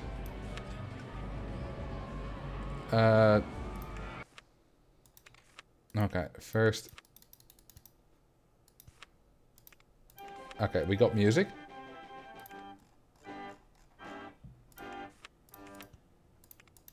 Nope. It's just entirely gone. Not for other coasters, right? Oh, it's... I forgot, it's a thing in... For some reason I was looking up here, but it's a thing below. But yeah, it's not... Oh, there is actually... it's still there with the roll banking options. Like, you can't bank this, but the roll banking is still there. It just has no options. Are you on the latest beta build? Yes. On the latest development build, which is apparently bugged. I can't play on OpenRCT 0.4.1 for reasons. And 0.4.0 I can't play on because it won't open this save file. Funny how you don't notice the UI layout until things stop working. Yeah, because I was clicking next to the slope options, but it didn't. They aren't there. I didn't even see that it says roll banking here. Okay, I don't want to build one without banking, so I'm just gonna go for a free build then. Kind of like penguin paradise. Can I fit it in though? Maybe a smaller one. Maybe they implemented it in as a research. That would make no bloody sense, because that's not how the research system in Roller Coaster Tycoon 2 works. It's just a bug. Is there any kind of small design? Oh, there's this design. Doesn't really fit nicely here though. Did they change the UI for selecting scenarios? Yes they did. Can we buy any land? Yes we can. And now we don't have cash. Alright.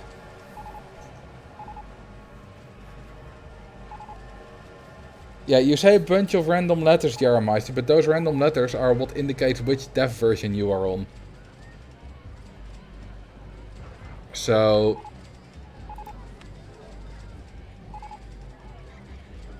that doesn't really tell me much.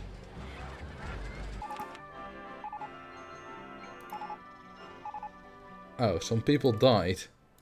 If my park rating wasn't already hurting enough. I think we've reached the soft guest cap again. Okay, let's close the park down. Because I need to make money again.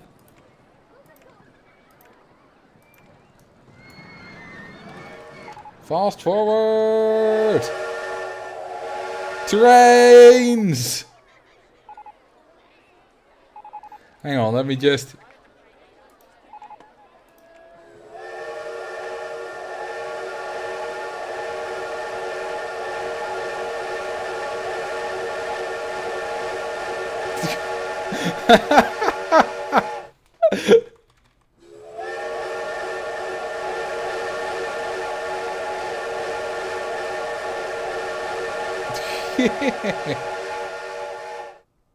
Nice.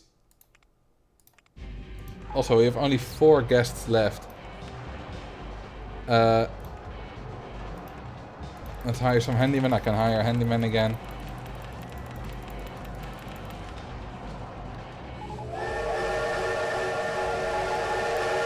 Oh, I need to open the park. Oh, the park is opened. I just have a terrible park rating. Because I believe pretty much everything is vandalized. Well, maybe not everything, but... oh, and I don't have the money to fix that. Oh, the park rating is slowly picking up. Oh, it's the end of year 4. I failed. I need 3,500 guests and I only have 130.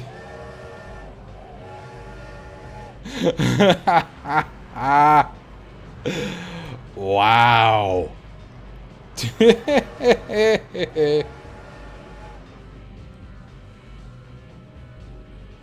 You have a save a few minutes old. Yeah, but that's still too late. I don't give a shit. I mean, it's not like the park is closing. Ha, I have money again. It's not like those, not like Extreme Heights where your park gets closed if you fail.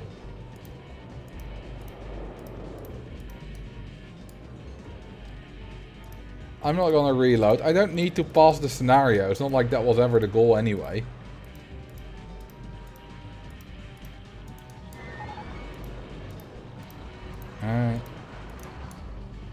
It's also not like I need to prove anything. It's not like all of you are like, oh, Marcel can't play roller coaster.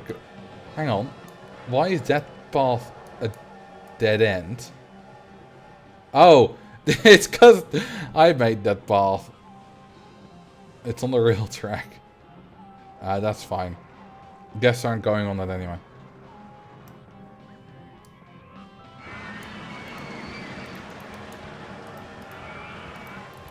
We're secretly thinking that, sure.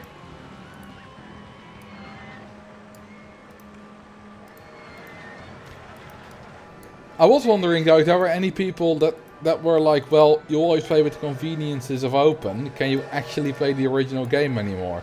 So, me trying to get a world record on empty airfield and succeeding was also kind of me trying to not prove to myself, but to test if I could actually still play the game without open RCT2 without too many issues. And even though I did make a few mistakes, like forgetting to open stalls and whatnot, it wasn't too bad, and I could still exploit the game all the same, so it was fine.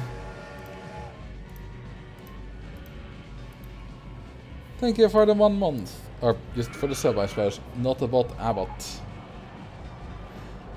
I subbed so I can unsub because Marcel failed. That's not how that works. I mean, I suppose you can technically get your money back, but that's not following. Like, this costs you money. It's not like subscribing on YouTube.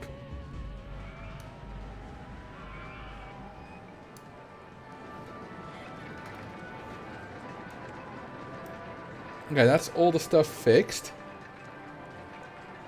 Can Marcel really play? Of course I can't play. I actually can't play because I've hired a voice actor for all my... no, not voice. I mean, I do the voice, but I've hired someone who can actually play the game for all the live streams and the videos. Like, the only thing I do is I commentate what happens here. I'm not building. And I narrate my videos. But other than that, like, I don't know what I'm talking about. I don't know the difference between a compact hairpin coaster and an inverted air-powered vertical ride. So I don't know.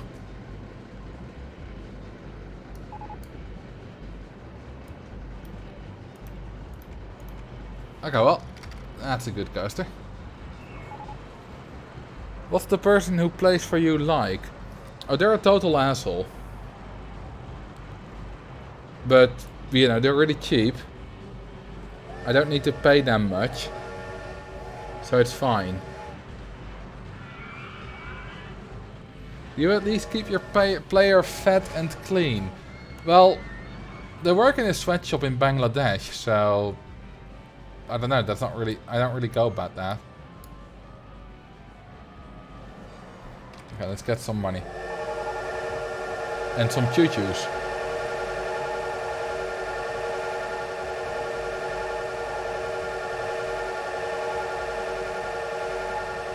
Hey, we have 20k in the bank again.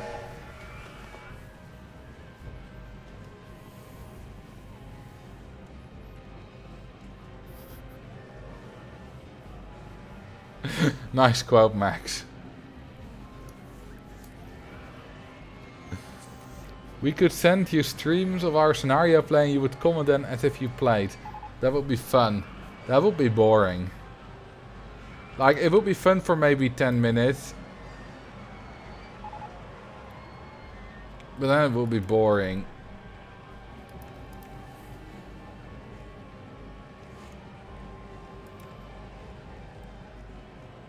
Let's see.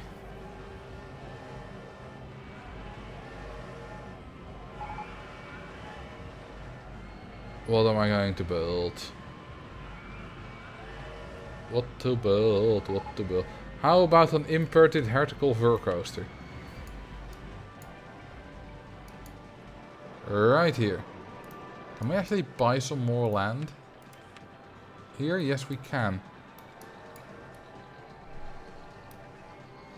You could do a stream where you look at parks that other people have sent you. I mean, yeah, that could be a good idea. So I might do that at some point, but commentating over what other people have done is, I think, not so interesting. I think that gets boring too quick. Roasting other people's parks. Okay, so the problem I have with that is... if I would roast them on, like, not being hyper efficient, and you guys would send in just your most efficient parks, then all the parks that get sent in will be boring and look the same. But if you don't make your parks to be hyper efficient and you just want to build whatever you built, then there's nothing to roast about it. Like, it's not like I'm some esteemed critic in Roller Coaster Tycoon. Like, I don't work at New Element, so I don't really roast. I mean, I do like roasting people, but then actually I like roasting people for things they do and think are amazing, but actually aren't. For example, I'm active on the YouTubers subreddit, and there was someone who was making like 45-50 second YouTube videos about tech tips. So it was like how to convert an image from PNG to JPEG on an iPhone or whatever it exactly was. And he expected that to just get views, even though there are hundreds or thousands of guides already out there. And he was like, I put in so much effort in everything. And yeah, his animations were smooth. But the video itself was way too fast-paced. I couldn't keep up. And I'm fairly tech literate. And there are already hundreds of thousands of those kind of hundreds or thousands of those kind of guides out there. It wasn't a YouTube short, it was a normal video, it was just short videos. But it wasn't like a vertical video. And he was surprised, he was like complaining that he didn't get any views. And yeah, I roasted him in the comment. Not in a mean-spirited way, but like just telling him why he didn't get any views. That's a kind of roasting I like doing, because I try to teach people there as well.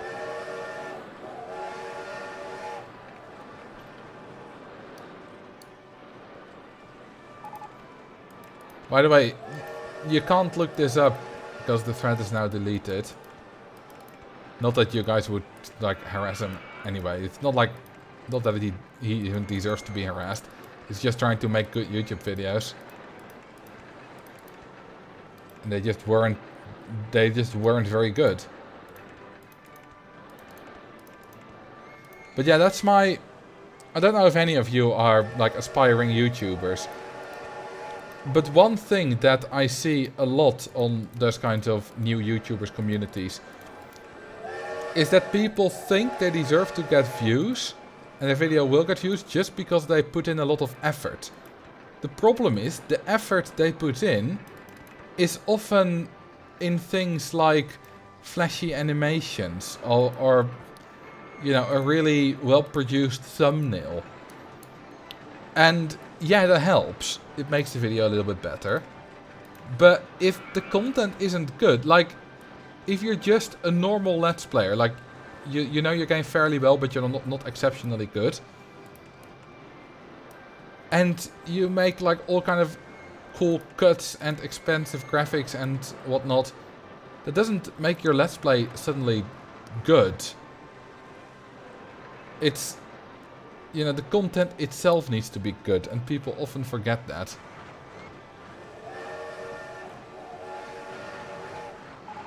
And that's a bit of a pet peeve of mine.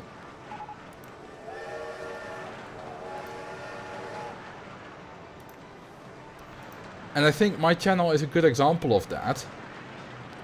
Because my editing at the start, when I started, was not good. My audio was not good. But my ideas, my topics, were interesting. Like, if I come to you and say, I play Minecraft, and it's a 20-minute Let's Play of someone who is decent at Minecraft, but doesn't do anything special. You know, you watch me, you know, mine my first iron and build my first house with some planks and, you know, survive a few nights. That's not interesting. But if you like, this guy built a calculator in Roller Coaster Tycoon, or this guy built a 232-day long roller coaster, real life days in Roller Coaster Tycoon.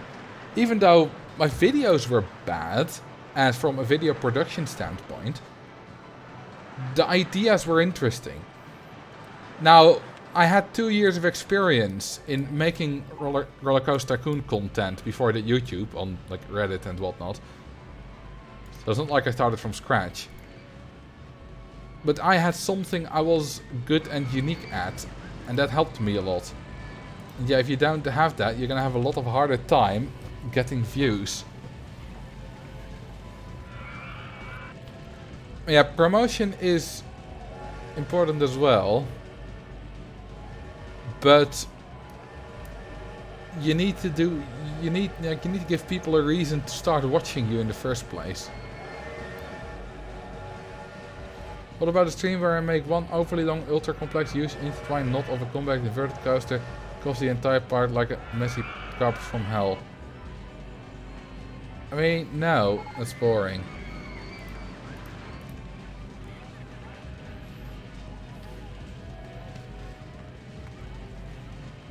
So yeah, now that I'm in the sort of YouTube ecosphere, or whatever you want to call it, I have opinions on YouTube channels. I mean, I had opinions before as well, but now I have stronger opinions.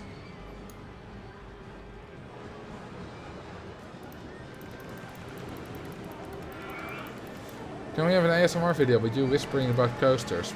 Probably not.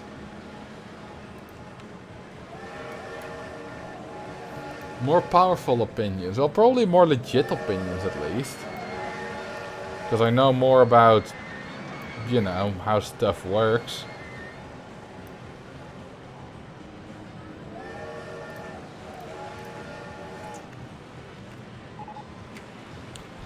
Thank you for the follow, by the way. Reactor is critical.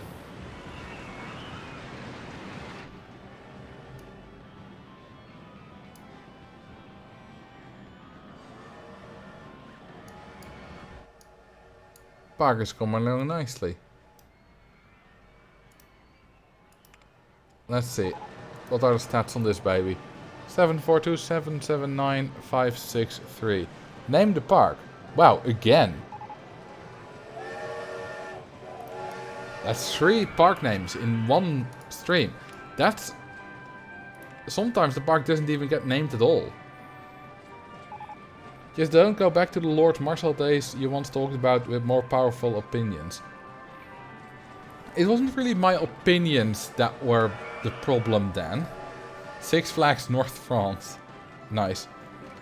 My opinions weren't really the problem.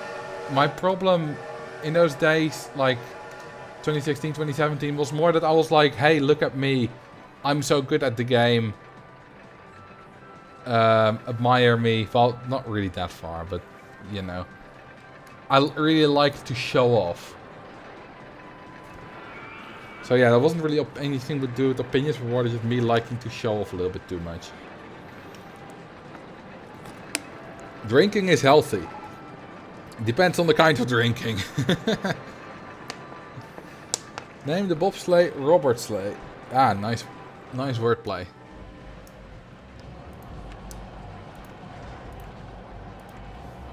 Robert Sleigh. There we go. You had a point there. You are awesome. Well, thank you. But... And I agree that, you know, the stuff I do is awesome. But there is a difference between producing the stuff you think is awesome, like my videos, and promoting them at an appropriate time, and just promoting it anywhere you can, and being really in your face with it. And that was my problem. It wasn't that... The problem wasn't that I felt that I was good. Because I was good. I am good. You know, that's just a fact. The problem was that I couldn't stop telling people about it. Let's build a little overpowered, air-powered vertical coaster. Because I like those.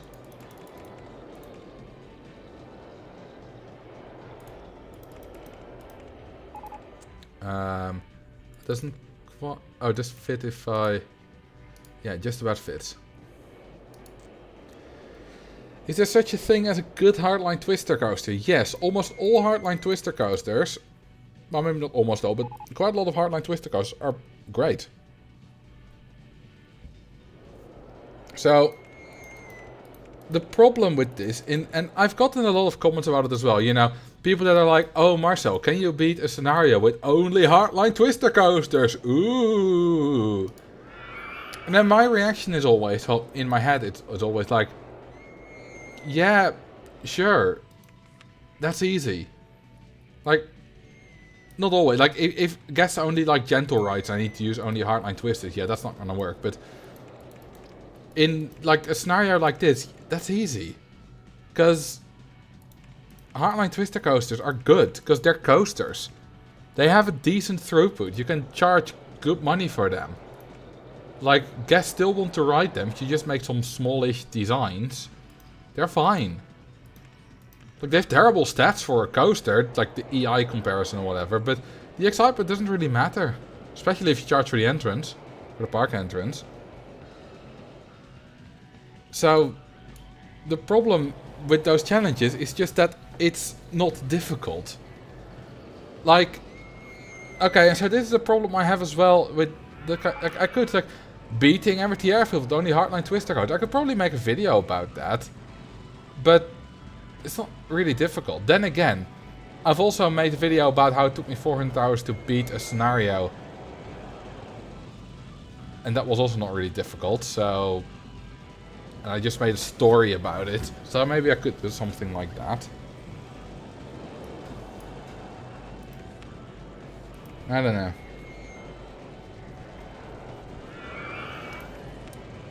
And the same thing was, you know, if I get that scenario back out of debt, it's also not difficult. Just a little bit of setup and then you're out of debt. It just takes 5,000 years.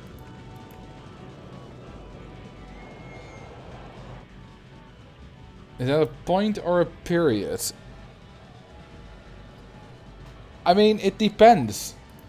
You know, you'll say 6.5, but you also say, and that's that. We're gonna do that. Period.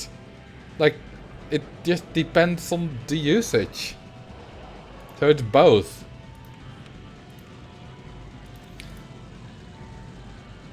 Hang on. Nice graphical glitch. That's like asking if bank is a verb or a noun. Like, it just depends on the situation.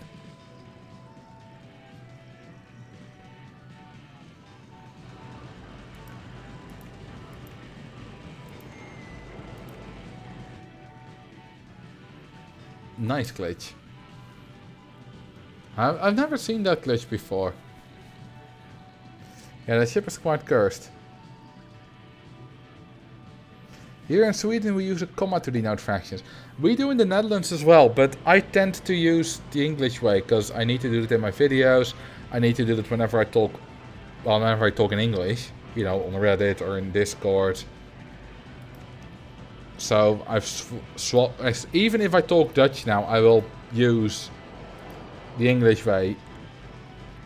So if I talk about lap times on the Dutch speed skating forums, I will say, you know, lap times of 23.94 instead of 23,94.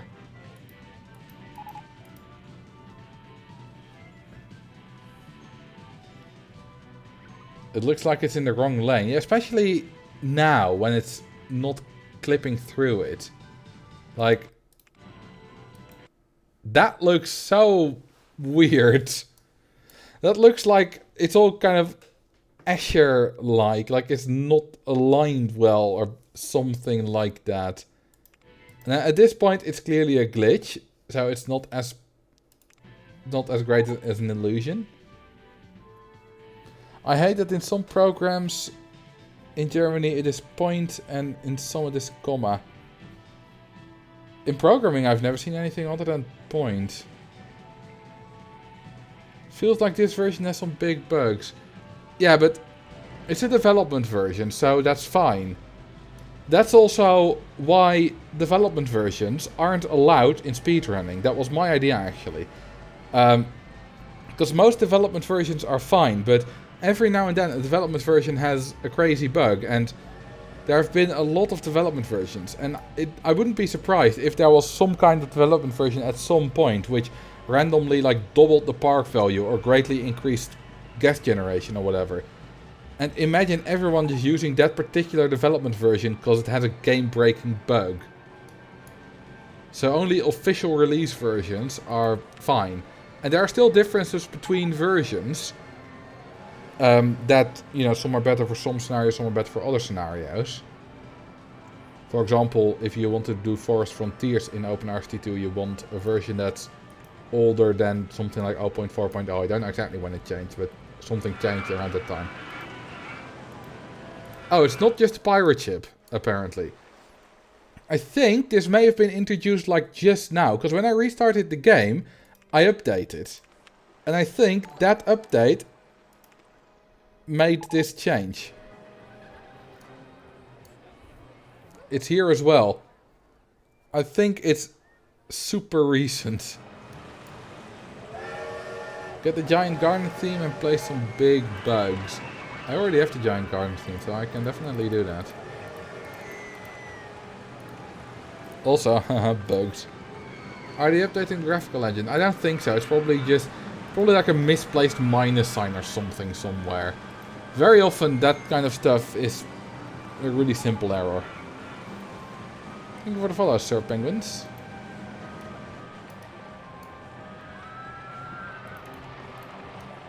Let's see. Oh, we can place some right here. Nice. That's not a bug. This is a bug. Because spiders ain't bugs. Spiders be arachnids. These are some more bugs. Snails also ain't bugs. Oh, spiders are bugs but not insects. Wait, isn't a bug just another word for insect? Have I been Englishing wrong? I thought bug was just another word for insect. So let's paint this a little bit more interestingly. How about orange and blue? No, wait. I need to do that like...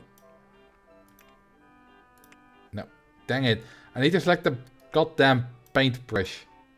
There we go. Oh, bug is just a small crawly critter, while insect is specifically a six-legged bug. Okay, so that might also get... Not the bot says that might just depend on the person. It's just like, what's a daddy long legs? That also depends on whatever region you're from. There's like 3 or 4 different definitions. A bug is a small crawly critter. So can a crab be a bug? Because crabs can be small crawly critters. Or how about a miniaturized cat? Is that a bug? Let's get some more guests, by the way.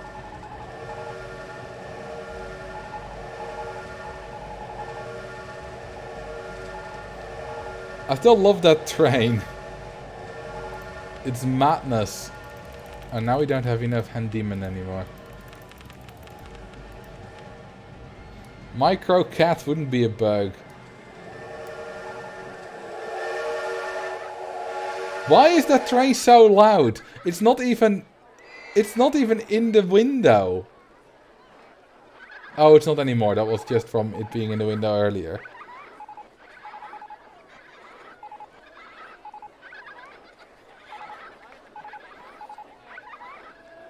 Can we get to 3,500 guests? I don't think we have the soft guest cap for that, but I could of course advertise.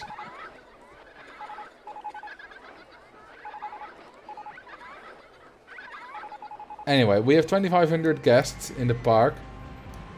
I think that's enough. And I'm gonna end the stream here. I had a terrible night last night. I didn't sleep a lot. I'm also not feeling all that great. So I'm gonna call it here. We built a nice park. That is not so good, no. But, you know. One bad night. It's fine. I'll survive. So Let's see who I can raid. How about someone called Terrafay? Our description is let's build a park. Seems to be English. Well, thank you for watching. And yeah, I think I'll see you tomorrow on the YouTubes. And otherwise, on the live stream on Sunday,